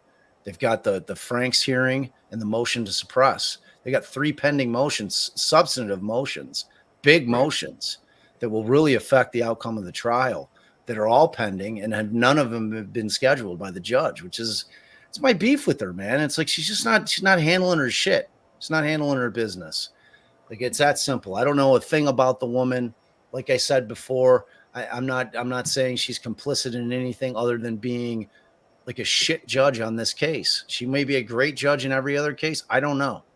All I know is on this case, there's a lot to be desired. Yeah, absolutely. You know, and that attitude, I think, has evolved, because I remember watching you on Court TV and your podcast and stuff, and your opinion on Judge Gull was completely different back then. And as the evidence and stuff has come out, you've evolved, and that's well, it is what it is, right? Understand, right? Yeah, I mean, like in the beginning, I'm like, she's qualified. She appears to be qualified. you know, and I'm like, I'm glad that they got somebody from a bigger county. It's a bigger case. And then, like you said, as shit starts coming out, you know, as the months progressed and I saw her doing nothing. And when I completely changed my mind on her is when she kept Richard Allen in the prison, when Cass County was obviously the place he should have gone. You know, I mean, they put him up. The sheriff of Cass County is like, yeah, we can handle him. We don't want him, but we can handle it. You know, so she had the option of moving him out of a maximum security prison, which is not where pretrial detainees are supposed to be held, and put him in Cass County under the guise of some bullshit. Like, you know, that they're worried about transporting him. Like, what? Yeah. You know, so at that point, that's when I completely changed my view. And then everything that happened afterwards, it's fluid. I'm not locked in anything. Like, as much as I think that Richard Allen is innocent of this, if it goes to trial and they've got smoking gun evidence, obviously I'm changing my mind. Right. You know what I mean? Right. It's like this isn't like nothing's in stone here, because I don't know. I'm having to you know, give my honest opinion on where I'm at right now, but always in keeping in mind, because I preach it all the time, that trial is all that matters. Trial is where evidence that has been presented to us, the public, that we know about now, is going to get vetted, and evidence that we don't know about will be presented. And until that time, none of us should have any kind of conclusion, a final conclusion. I think that it leans heavy innocent. I think that they got the wrong guy. Could I be wrong? 100% I could be wrong. Yeah. Right. You know, but like, that's my gut feeling. And what I do know is his lawyers absolutely believe he's innocent, which to me bolsters the way that I feel about it. So, and that's where I'm at. Well, You know, I think until that process takes place, I think that, you know, the most important thing is that, you know, is that there's transparency. There has to be. That every action and decision be able to stand on its own and be held up to criticism and question. So I think that's in everyone's best interest. 100%, Aspen, and that's like the entire point of trials being public. That's what I'm saying. You can't try this. You see what happens when you try a case in the shadows like this. Yes. You know, I mean, like, because we're not talking about the investigation anymore. I get why they keep things out of the public eye for investigations. Like, if you pick up a guy, you don't want shit out there. So when you're interrogating him and he says something that only the perpetrator could possibly know, that's why you keep things like during an investigation. That's why you keep shit under wraps. I get that. You know, you cherry pick what you're going to divulge to the public during an investigation. We're long past that. Now it's time for transparency. Now you got a guy that you say is the guy. Show us what you got. And I'm not talking about they're not going to be displaying the evidence, but show us what you got. Like, you don't get to hide the filings anymore. We get to see what's being filed by both sides. That's it. It's the entire point of the docket. It's public record. They call it public records for a reason. We all know what the word public means. Yeah. You know. Well, I mean, it can be a little questionable when you read the gag order and protective order. Dude, I'm telling you. Well, I mean, at the end of the day, go ahead. No, I was just going to say, like, people are constantly confusing a gag and a protective order. They're two completely different things. I'm like, I say it probably twice per live. Like, oh, they're gag order. I'm like, a gag order is completely different than a protective order. And a protective order is completely different than a case being sealed. They're all different things. They're three different things. Yeah. All right, what do we got? Let's see here. Well, there's the debate going on about the Odinist thing and stuff like that in there, but you know, at the end of the day, like, for me, regardless of all the shit, whatever, right? I mean, this case has been nothing but a mind fuck, to be honest with you. It's literally mushed my brain. Like, do you know when you have so much stuff in there that it starts ejecting itself, and then everything? Some weeks more than others. Yeah, but at the end of the day, like, bottom line is, just want truth and, you know, whatever, truth and justice. However that's going to play out, it's going to play out the way it's going to play out, regardless. I just feel saddened that we're coming to our 7th year for the families. That's where it breaks my heart, is that this stuff to them, for the most part, you know, besides it getting explained to them, this is mostly beyond, even though McClelland is like, is it a friend or relative of the Patties? A side relative or Becky something. explained that once. She explained it. It was someone that was Either or. married. Yeah, Relative through marriage. So it was it's so one of- far. It was so far removed that I was like, oh yeah, that to me is not any conflict of anything. Yeah, but that's what hurt. Like the core of me is about the empathy for people, no matter what. And again, it's just the fairness. Ever since I was younger, like my stepdad would say to me, all I ever wanted was just people to be honest and truthful and transparent. That's why I cannot stand fakes, can't stand lies, even though I know shit like that happens. We all do it and stuff like that. But it just breaks my heart for the families that were coming up to the 7th year, and they haven't had that processing time, like a divorce in a sense. You go through your processing time, to have this closure. But I also am a believer, and this is the spiritual, I guess, spirit side of me, that knows that everything happens for its reasons. It's going to work its way out. This is going to work its way out, however it's going to unfold. As long as we get to that point, that hopefully we see justice for Abby and Libby at some point, and that the right person is brought to justice or person. And that's why this is so important. It's for Abby and Libby, and it's for the families, so that we're not stuck in appeals for a decade, or which I think is a given now anyways. But yeah, I mean, look, cases like this typically take 2 to 3 years to get to trial, just as a general proposition. Yeah. I mean, like, it's super, I mean, if they were going to go on the speedy, I mean, that's what I'm saying. If they were truly going to do it, it speaks volumes as to what they believe they have. And Ivy Rose had said something here, who's one of your subscribers. Angela, I researched them and I know they exist. I'm assuming she's talking about Odinism. She says that Robinson had a BLM post on his Facebook and Odinist wouldn't have that. But how do you explain the patch on his uniform? Well, that's where I'm confused too. So explain this to me, Bob. In the affidavits, they had said that they were not part of Odinism. Robinson and Jones, I think it is. Now, it was Norse paganism. They were, right? right. They were into Norse pagan and heathenry.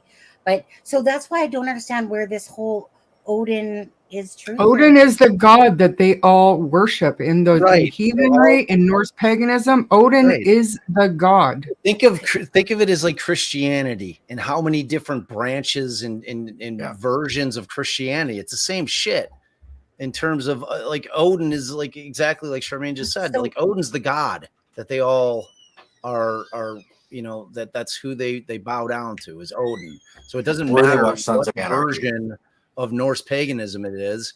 The fact of the matter is there's some version of it that these guys believe in. So it's like, you know what I mean? It's like, I don't know. Well, that's where I'm confused because I honestly don't know the answer. So is the patches are supposedly read in Odin we trust. Now, does the defense have pictures with them with the patches on, or what? They provided pictures from Pinterest that were examples of the patches. Yeah, but more importantly, the state in their affidavit, they admitted that they had the patches on. Like that argument's over. Like, I don't care about the state in their affidavit, the responsive affidavit from both of these guys admitted that they had the patches on. There's no argument about it anymore. Yeah, like the state admitted it. The Odin and Trust patches they had on. Is that what you're saying, Bob? Okay. Correct. Because I didn't know where that, like, I read the affidavits. Did they specify in the affidavit? Did they specify like what patches they had on? The specific, I don't remember them admitting it that they said in Odin we trust. Yeah, they were Odin patches. I think they just acknowledged that they had the patches. Yeah, I remember them acknowledging that they were Odin patches. I just don't remember like the whole in Odin we trust thing, because I think a lot of people get caught up on. Yeah, I don't know that it really matters if it was relating to Odin. I don't really care what the language of it was. Sounds like semantics to me. Well, I Right. guess for me, that one, Bob, would be, well, because in their affidavits, they had said that they're not Odinists. So why would they have a patch on? Because that would mean that they were lying then in the Well, we affidavit. just explained to you that Odin is the god for Norse no, yeah. paganism in general. Think of it as Actually- Christianity. There's 50 different versions of Christianity. You know, there's all kinds of sects of Christianity where they all believe that Christ is the Son of God. But there's many, many different versions of that belief where they all have their own different rules. It's the same thing with Norse paganism. There's all different versions of it. So, you know, I mean, the fact of the matter is they're thinking the same dude is the dude that's the main dude, which is Odin. Yeah. So whatever version of it is, I have no idea because I don't know the guy. Well, like I said, you know, beyond all this stuff, right? Whether it's Odin and patch, bottom line is that, again, you know, this is about truth and justice, regardless of all the like I said, semantics or whatever. It's about getting to the truth and the justice of the case and trying the right person. Like that's where it ends, really. Just For sure. at one You know, point but get to that point. but there's a lot involved with it though, you know. I mean, Yeah. getting to the truth and justice of it is like, you know, when you read in chats and people are just kind of like trying to rationalize the fact that guards that are guarding this guy that, you know, the state has decided is the guy and are filming him when their attorneys are trying to come in and have attorney-client meetings with them. Yeah. And, you know, I mean, and like, y'all probably have never been in a prison. I've been in a prison. I know how prisons go. Like for people that don't think that the shit that they're saying is happening in the prison, that it happens, it does. And especially in a case like this, especially when there's two young girls that were the victims, you know, like the inmates and the guards do not look kindly on people that are accused. And in prison, they don't care about they just don't care about Innocent presumption of until proven innocence. guilty. Yeah. That doesn't apply in prison. Like Yeah. they, you know, so everything that's going on with this case in terms of that search for justice, I mean, you're getting light shown upon things that we might not want to understand or want to hear, but you know, I mean, it's like they're out there now. It's like that part of it is never going to be forgotten.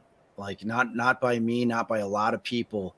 Like if Rosie and Baldwin aren't brought back on and these two new guys stay in there and they're like, yeah, we're going to skip it. You're going to have the world's going to go mad. I'm just telling you, there's too many people that are not satisfied with the fact that Richard Allen is the correct guy, that this is going to go quietly into the night. It's going to be a thing. I'm just telling you. Like, I certainly will not be satisfied if these two guys, like, all of a sudden are like, oh, well, you know, we're good. Like that whole Odinism thing and the whole alternate suspect thing, we're just going to ignore it. That leaves me very, very unsettled in terms of, or the Franks issues, quite frankly. But Quite honestly, good. She doesn't have to tell me, Ivy. I can read it. that makes me feel better. So good, because they're like, and Bob, you know, I know we've kept you for like 3 hours, and we're gonna get going here. But I do want to ask you quickly, and I'm not trying to put you in a corner with this as far, but I'm curious, you know, if you're defending a client and you know, and we don't know what other evidence the state may have in this case, but how hard is it then to change your defense up if the defendant allegedly has, you know, did confess 5 or 6 times on the phone or whatever, you know, whatever the situation may have been with Richard Allen, talking to his wife and his mother or whoever, what kind of a wrench does that throw into like your game plan as an attorney representing that person if they did make, you know, some sort of admission of guilt?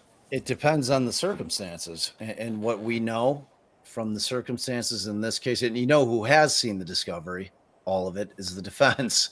So they don't seem at all concerned about the confessions. And again, whatever branch of Norse paganism, these guards that are watching him at every turn, that are filming, you know, that's why I was trying to tell you guys, like, you'd never been in a prison. And if you don't think that these guards could squeeze Richard Allen into saying on a recorded line that he killed the girls. Like, I have to listen to the confessions. I have to hear the context that they were made. I have to hear what his voice sounds like. There's everything about those things that we have to hear. And if you're going to tell me for 1 second that I should disregard the fact that 2 guards that are on his ass constantly I get it. are wearing patches that seem to be related to 5 other people that 3 other cops thought were legitimate suspects. Remember, Click stepped away from the ritualistic thing. He did not step away from thinking that Richard Allen should not be the named suspect, and that Richard Allen, that still exists. Like, people just keep forgetting this stuff. Click wrote the letter to McClellan saying, I need to come in and you need to make me understand what you have on Allen, because what I'm seeing ain't it. And you're ignoring everything that the 3 of us, Murphy, Ferenczi, and Click, did in terms of their continued investigation into what they saw fit. You know, because the unified command was made up of 6 dudes. Period. You know, and again, I'm going to point you back to you got Mike, you got Thomas there who's filing a suit when he suggested that they get some qualified people in there to process the crime scene. And Carter says, don't ever cast doubt on my guys. And, you know, he shit cans them, man. I mean, it's like, there's just a lot going on that really concerns me. And it's factual stuff. Like, this is like that kind of stuff. Like, that's a lawsuit, you know, and that was a pleading that was filed. We can all read it, you know, and like, we know that he doesn't work for the Carroll County Sheriff's Department anymore. And, you know, I mean, there's things that we can put together in terms of how this investigation went down and how it probably wasn't really well done, that should concern all of us when we care about justice for the girls. Like that's all I'm trying to say to you. Like I'm not a conspiracy. Nothing what I'm saying is conspiracy shit. It's all coming. Everything that I have said has come directly from the defense and has come directly from the state's evidence that was tendered to them, that they've read in their police report. So, well, because I want for my last piece, I want to say this. So, for me personally, like, this is my own personal diving in and stuff like that. Richard Allen threw me for an absolute loop. Considering the fact of Garrett Kurtz talking about Jason Palladino having something to do with the Delphi murders, Nick Edwards said that, say, Sheena was there when CJ Palladino killed those poor girls. So there's all this talk from that corner that they're talking constantly about who was part of Delphi and the murders. And then you have, you know, okay, I guess we knew about the Odinism, right, a long time ago, but it was just surfaced throughout this memorandum more so, or whenever it started. But we had heard about the Odinism and the different, what do they call it? Non-secular, whatever. Non-secular. So for me, Richard Allen, in my own brain, does not make sense. Like, besides he has no social media, unless it's like some freaking off, you know, but he really has no social media. But he doesn't make sense to me. That's what I can't wrap my brain around. Like, where did he come from? Like, where did you even come from, dude? You know, because it's like you got all this stuff over here of finger pointing and saying that they were part of it and da-da-da-da-da. And then all of a sudden, poof, Richard Allen. Now, whether he's innocent or not, I can't make sense of him, to be honest with you. What do you mean? The guy who worked at the CVS that everyone in that fucking town knows? Like, right? The guy worked at CVS. That kills me. That kills me. The freaking right. He gave the pictures. Right. We like it, all of it. None of it. He doesn't make any sense to me. He never had. I agree. Like, completely. If my husband was walking on that bridge I would know who the hell my husband was in that small little dinky town. I would have known. And so not one person after all these years, for me personally, like I said, it will come about the proper person being prosecuted, but I cannot make sense of Richard Allen. And like, I can tell you definitively, Sonny, that Kathy Allen 100% absolutely believes that her husband is innocent. Yeah. Like, unequivocally. Like I know it for a fact. I'm not guessing. This isn't me speculating. I know it for a fact. She has So a very caring. For me, when I look at Kathy My heart goes Ellen, out. I think of kind of like a bubbly spirit, very loving, caring type of person. yeah, Anything she's a I've woman watched- who just got her entire life ripped apart. You know, Right. And you Absolutely. can physically see it over the last And year. Oh, man. that's I want to say that too, Bob. That really pisses me off myself because let's just say that Richard Allen was guilty, whatever. What I cannot stand is when people start attacking the mother, the sister, they go on the Facebooks, they sit there and Yeah. threaten them, and they do Get in all their that. face and But take a yet picture of they're the them. victims too. Like they're victims. And 100%. it just saddens me that people have that type of brain mentality that you would literally go on somebody's Facebook, literally, and sit there and just, like I said, I would never do that in a million years, go on somebody's Facebook and start going, and I've seen it done with the Summer Wells case, attacking a 16-year-old boy and stuff. And I'm like, you people are adults. Come on now. Come on. But anyways, I feel horrible for the families of whether he's innocent or guilty, but let's just say in this case that he's guilty. Bottom line is the wife and families are victims and children are victims as well. So I wish people would just stop sitting there attacking these people that, like had nothing to do with the murders of Abby and Libby, but yet they want to attack, even though Richard Allen, we know, was innocent until proven guilty, regardless. But the fact that people do that stuff and go attack their families like that, it just blows me away. Well, on top of the fact that just that alone is repugnant because of everything that you just said, but on top of it, based on the people that are so convinced that Richard Allen did it on that bullshit PCA, makes it even more disgusting. Yeah. Well, that's all I'm going to say. I've been trying cases for a long time, man, and that ain't it. That is not the type of evidence you're convicting somebody of a double homicide on. I'm sorry, it's just not. So I have one last question, and that is just that you said early in the live tonight you said the phrase twice and it stuck in my mind about you said zealous defense, and it was resonating because I just read the exact words zealous defense in a motion that was filed yesterday. That's I think you might have had some help preparing or giving context. So to answer your question, we all swear an oath as attorneys, and that's our ethical duty. Like literally, that's the language to zealously defend our client. I know. I was just saying. So I was curious, and I'm just curious. Is there anything you want to say about like how you did help with the attorneys that prepared that? I mean, like in terms of Kara drafting it, she did all the heavy lifting. Like if she had questions about things in terms of what was going on in the courtroom, my observations, like I filled in gaps for her because she was kind of like a lot of gaps. So, I mean, like she wasn't necessarily into the case like we are. She became aware of it when the shit started going down, and she's like, her red flags went up, and she's like, what's going on here?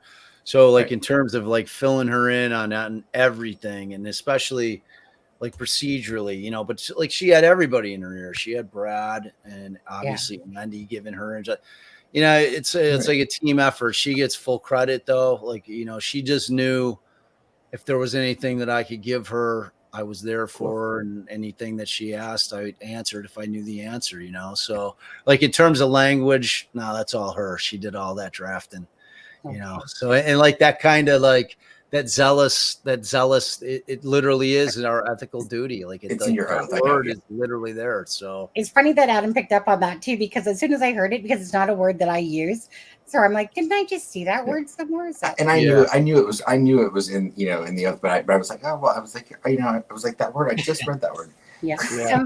Well, I could tell you this, Alice. Was it a work of art? Like we were definitely putting it out there that what both Rosie and Baldwin should do is enter their appearance pro bono. Like we were saying that out to the world. I may or may not have messaged Rosie. Not that they wouldn't have thought of themselves, But like I was Right. like, dude, you got to keep fighting. You got to Yeah. keep going. Like, I know it's a huge ask, but you got to file your pro se appearances on his behalf. It changes the analysis because it changes that Sixth Amendment analysis. So Right. yeah, I mean, there's a lot, guys, and as you can see, I could talk about it forever. So I know. Right. But we now, won't keep you. well, just hold on. We, I just want to make sure that Charmaine gets a last thing in because we all kind of we'll had let Charmaine have the last one. But I mean, hopefully next time Allie can join us. Well, after sure. she's made you guys enough money doing her the real work. right. I mean, What's she needs Bob's to bring gonna, in the dough. but Bob's probably going, shit, 3 hours and 21-minute live. Damn, I ain't going back. See, I mean, it's like, yeah. So what do you sorry, got, Bob. Charmaine? You get I last would, question? well, it's not a question, it's a favor. I would like you to spend just a few seconds, a minute or so, talking about season 2 of The Creep, because I think the more people on board, I personally want to know what the public can do to help. But really, there is nothing other than spreading the word. But I think that's really important, and maybe the chat would like to know what it's all about and why it's so important. Oh, all right. So I did my first season on Gacy. And what became evident to me is that after Gacy was arrested, that Chicago police, Cook County Sheriff Police did nothing to investigate if there were additional victims. All they did was dig up the house, and they found the bodies that he had told them about in the river, and that was it. There's nothing like what you're seeing with Lisk, where they're going to South Carolina, they're going to Nevada, they're trying to find other cold cases that may be attributed to Hewerman. They didn't do any of that with Gacy. There was no additional investigation, which always disgusted me. And when I did the podcast, it became more and more evident that I think in the time frame that Gacy was active, there were 40,000 young men that went missing in the Chicagoland area. And I had so many people hitting me up asking me, all right, we think that our loved one may be a Gacy victim. And as I was going through it, this old Chicago cop named Bill Dorsch found the pod, and he's a guy that had been digging into Gacy for 20 plus years. And he has his own Gacy story, and he realized that I was the guy that he had been looking for all these years, because we believe that we know where there's additional victims and where they may be buried, not just at Miami and Elston, which is an address that everybody knows, but our goal is to get out there and search for these additional victims, to give them their names back, to give the families closure. And we're out there doing the damn thing. So that's what season 2 is about. Wow. Sweet. I've never been I've never really listened to podcasting, to be honest, very hardly ever. I've listened to it a little bit because of the murder sheets and stuff like that before, but I haven't actually done it. But I actually will go and listen to that. So, And if people aren't aware, there are still, I think, 5 victims that 5 were unidentified. found in the crawl Yep. that still don't have identification. So Unbelievably, in this day and that's age, what they're all the working on. technology we have. Yeah. So This is what I mean. It's so incredibly important that everybody should just jump on board with season 2 for sure. Season Absolutely. 1 is great, but season 2.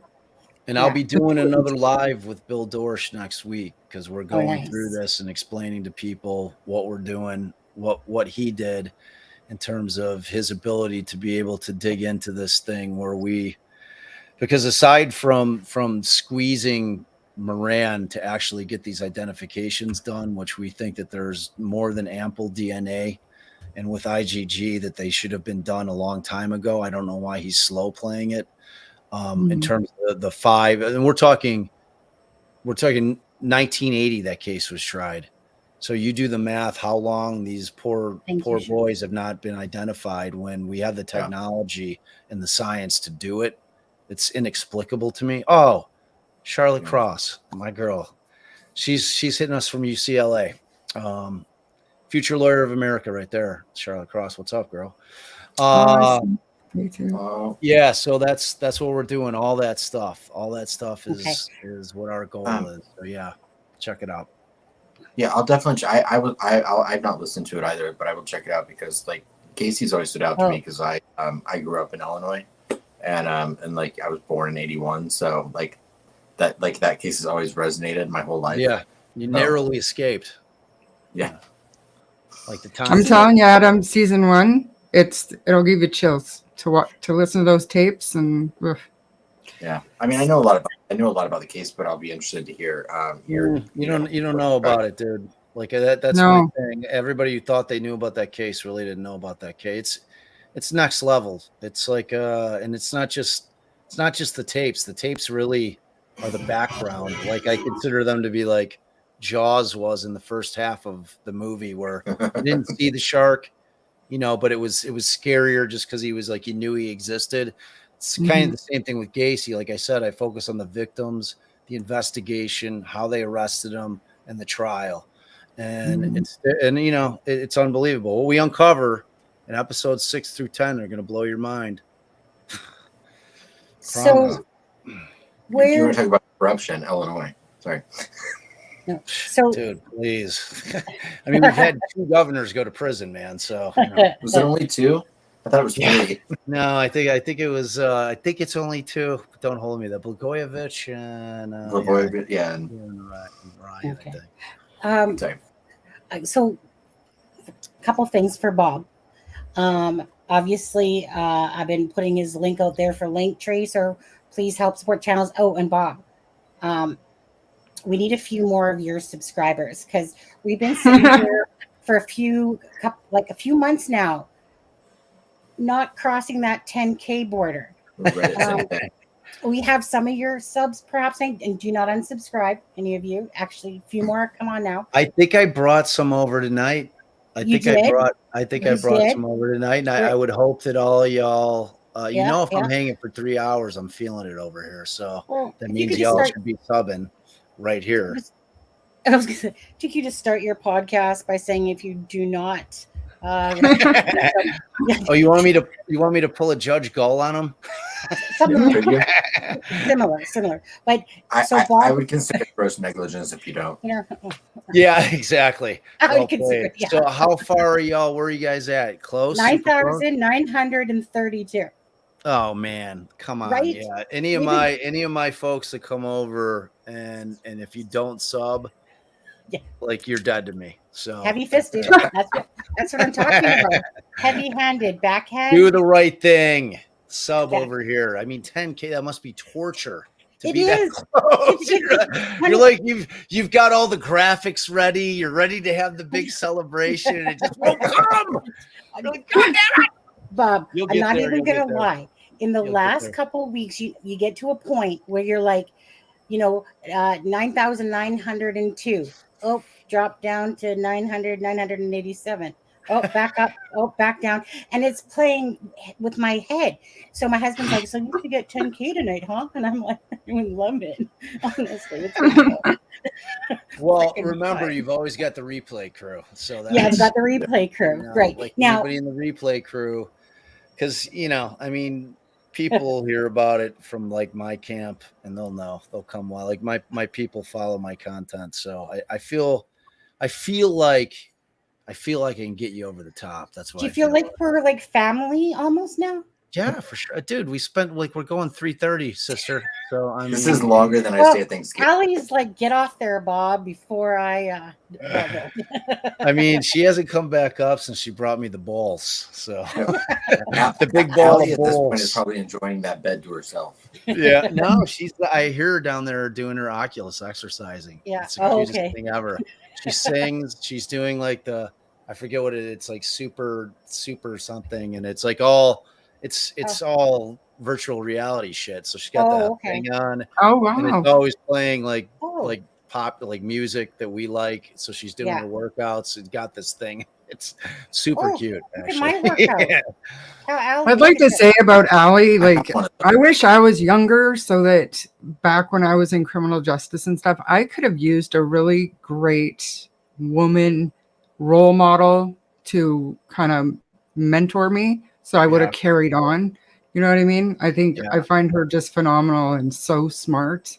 Yeah. So just let her know she's amazing.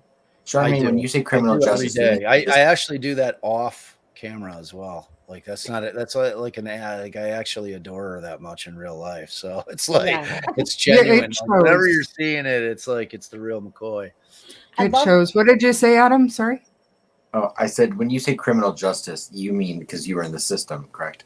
I was going to say when I was in prison back in the day. yeah. In the Um, So, joint. and I would say, Bob, it's smart to be that nice to someone that knows divorce so well. Bingo. you know, can I just say about her bio? I really loved where it said sting operations. I believe it said. Did it say Undercover. undercover sting operations? Yeah, in man. her She, bio? she gets into those federal cases, the RICO cases. You get that shit. but Crazy. anyways, you were on. Okay, so Court TV. You were on. Please go check that out. I did drop the link for that already. Yeah, I'm on Court TV, Law and Crime. I'm on Law and Crime tomorrow afternoon for a couple Are you hours. on Long Crime? Yeah, know, I'm what on is both of them all the time. Yeah. I do that to promote the podcast because they don't even pay me. Like so that and like I have to learn about those trials, so it's like a lot of Yeah. work. But I mean, the things that we do to promote our shit, right? But Right. I enjoy it though. It's a good time. But yeah, like definitely my Twitter's pretty big, and I'm super active. Like on all the socials. I mean, I've got 74,000 like subscribers on TikTok, but I've been totally neglecting it. But I need I'm going to start turning my lives into little clips and throwing it over there to get that rolling again. But Twitter's big. You're allowed to follow me if you want, Bob. No pressure. On TikTok? Twitter. Oh, Twitter. Okay. I mean, I'm super like when you have like a larger account, you try whatever. I'll follow. No, you. I'm just kidding. I can just stalk you from afar. If I follow you, then I have to follow everybody. Don't tell anybody. Safe. No. They'll know. Anyways, so Bob, thank you, and Allie, thank you. Yeah, next time I'll drag her on. Future. Yeah. Oh, my husband does this now and again. No, just kidding. But my husband, like I said, I love him so much. He supports me in everything that I do. I love the way that you guys interact. I love your down to earth style. And like I said, I just like that you're just yourself. You guys are just yourself. Can only be me. Yeah. Who else could you be, right? Exactly. So the only thing I'm confused about, because I don't really watch podcasts, where is your link for this?